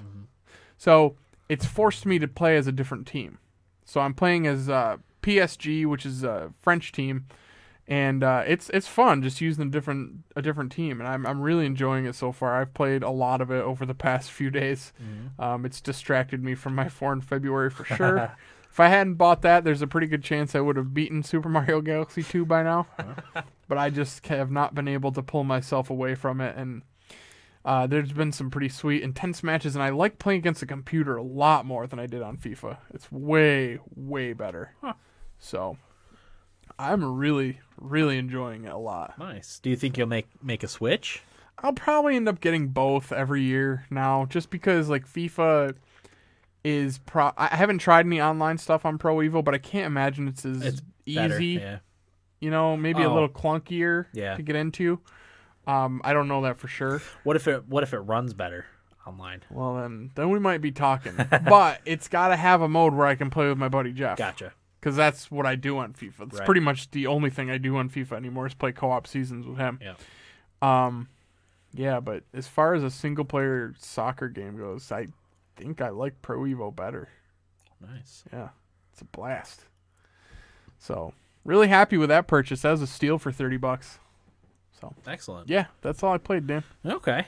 Feedback time. Feedback time. There's one in there that you don't. Well, never mind. You can read all of them. I didn't put any context as to what he was talking about. I'll just chime in when it comes to it. Sounds good. You got it right. Yep, loading it up. All right. My Microsoft Office on my tablet takes forever to load for some reason. Oh, does it? Yeah. Still enjoying the tablet though? Oh, I love it. I played all of Lord of the Rings, all of Dust on it, and I'm playing all of Just Cause so far on it. Wow. Yeah. That's awesome. Yep. I want one. It was a good investment with the game streaming stuff alone, on top of it being a solid tablet. Yeah. Twitter, Ryan in Iowa. Lots of hockey talk requests. Bummer about Kane, but now our captain Versteeg and Sharpie need to step up. He's talking about Patrick Kane. Was it a shoulder injury? I don't know what happened to him. For the Blackhawks? I can look really quick. Yeah, he's supposed to be out for a while. He's on long-term IR, which I think I read is at least 24 games. Okay. Which is probably until the end of the season, right? That was my thought. Yeah. Okay. I also wanted to ask him what he thought on what happened, because a lot of people are really upset with what Petrovic did. They said he cross-checked him, but he did, but there was like a pause, and then Kane fell. It looked like he didn't, because he cross-checked, hurt him. That's what a lot of people thought. I'm interested to hear his thoughts, because, he's a Blackhawks fan. Right. But I didn't think it was intentional to try and hurt him or anything. I didn't even think the cross-check caused it, but, He had surgery to repair a left clavicle fracture. Ew. And he's out 12 weeks. 12 weeks. Wow. So that'll take him, right, probably into the postseason, right? Mm-hmm. And the way things stand right now, the Hawks will probably have to play the Blues. That's a tough matchup to be without Kane for any of those games. He's got 64 points in 61 games. Yeah, I think he's the league leader, right? Mm-hmm. Or close to it. Yeah, in points. Sagan was the league leader when Kulikov hurt him on the Panthers, and then Kane was the leader when he got hurt against the Panthers. Oh, wow. Panthers are killers this year. I don't want to play the Panthers now and have, Philip Forsberg get hurt. Go down for the year. Yeah, that'd be terrible. Yeah. Okay. So, yeah. Sharp, I've had Patrick Sharp on my fantasy team for a few years now, and he has not done that well this year. No. I don't know if he's on his last legs as a elite scorer. He's on his way out, too. Yeah, you think?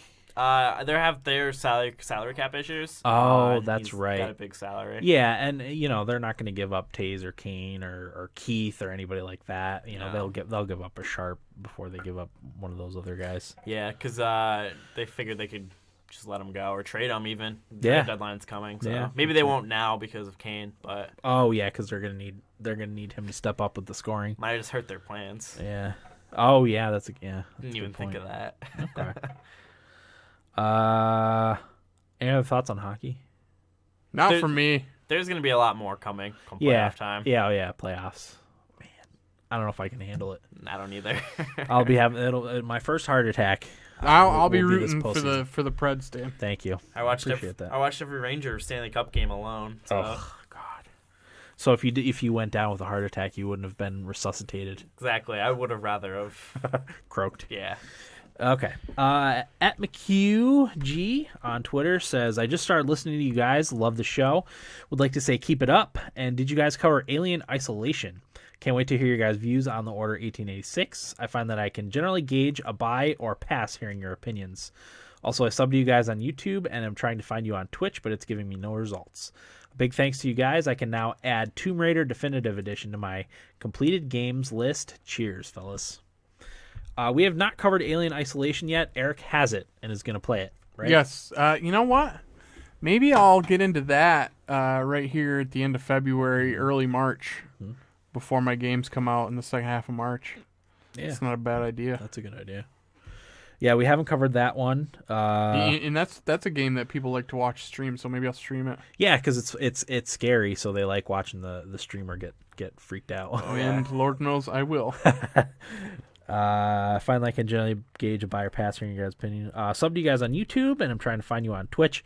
Twitch has been having a lot of website issues lately, so that's probably why I couldn't find us. I know someone sent you a link to. Yeah, I sent him a link. Okay.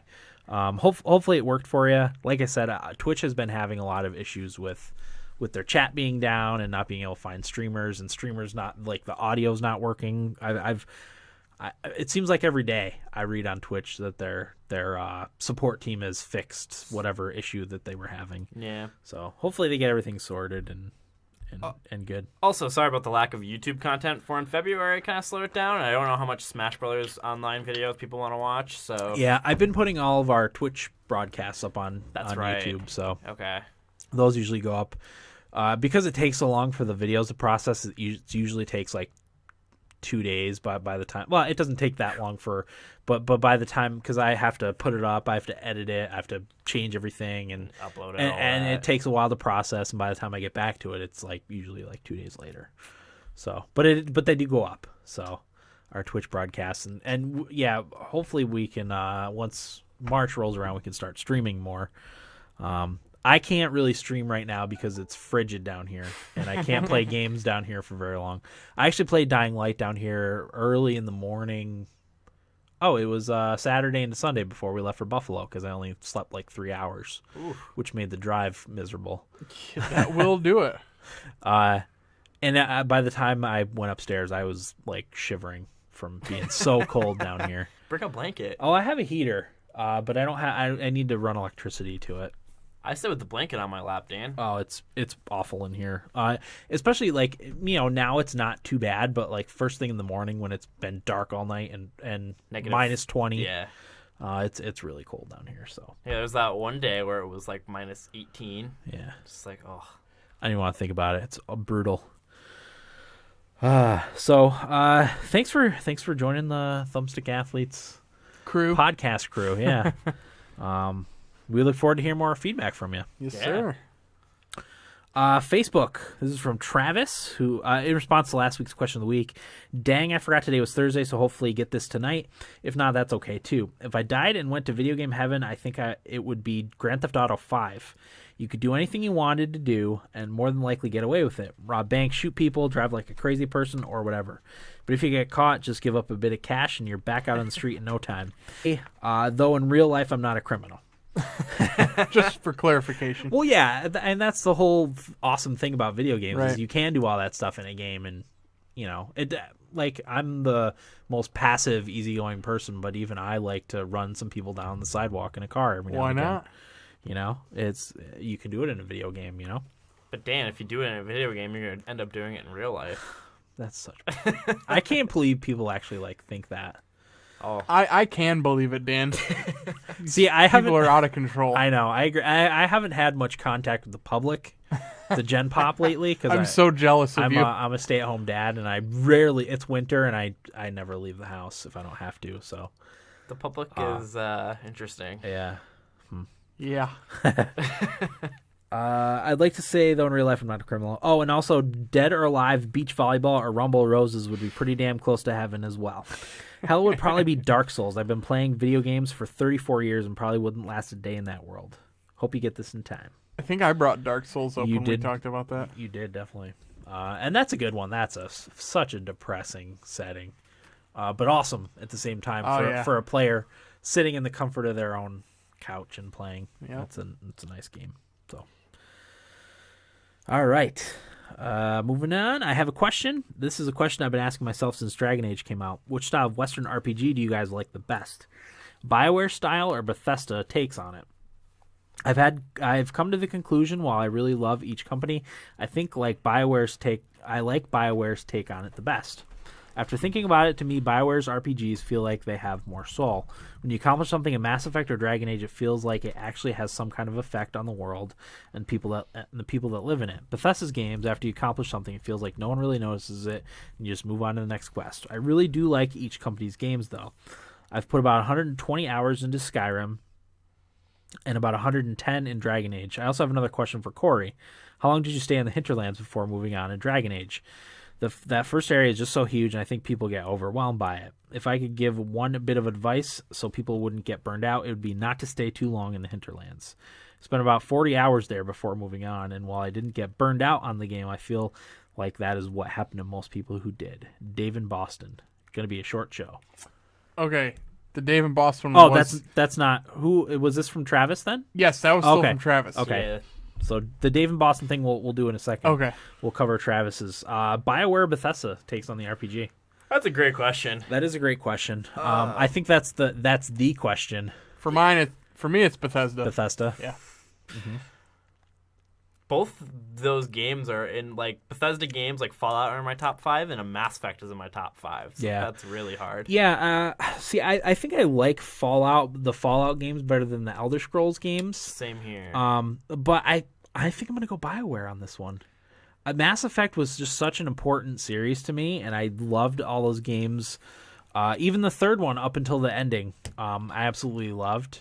I think it was more Disappointment of the ending. more personal. Yeah. I guess you could say. The characters that you form relationships and stuff with.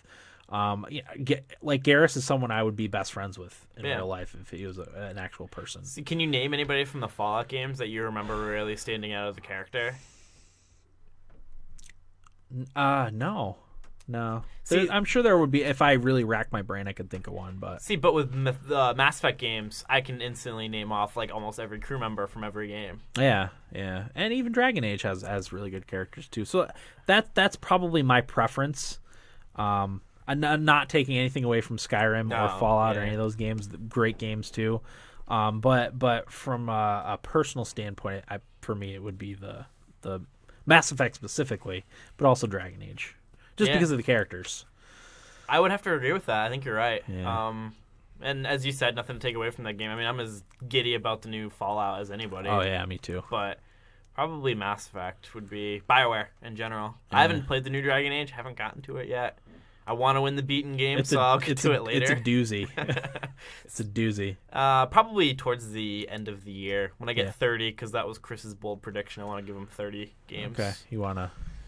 I wouldn't wait until the end of the year. Yeah, you're right. I would start that one in the summer. There's a lot coming out this year. Well, hopefully. So, Eric, what about the Bethesda games do you prefer as opposed to the BioWare games? I don't know. I didn't get into Mass Effect as much as you guys did. I'm not really into sci-fi. For me, it's more the Elder Scrolls because I didn't really care for Fallout 3 either. It would be Elder Scrolls versus Dragon Age for you in that. And even with that, I didn't play Dragon Age 2. Right. And I played some of Dragon Age 1 and some of Inquisition. Right. I don't know. I've always just loved the Elder Scrolls. Morrowind was the first RPG I got super into. Morrowind was awesome. Yeah, and Skyrim was fantastic. It's one of Yeah. my favorite games. So, Mm-hmm. yeah, it's hard to beat Skyrim for me. Uh-huh. But- I still got to get you set up with all the mods. Yeah, I You don't. could- God, I didn't even know when I would get around to it. Yeah, because that's something you could really go down a rabbit hole and, Yeah. and putting all those mods on and I'm sure experiencing new things. we should do that though. Yeah. Just get it set up so when I'm ready. Yeah, because it won't take long, and Right. I'll show you how to do it.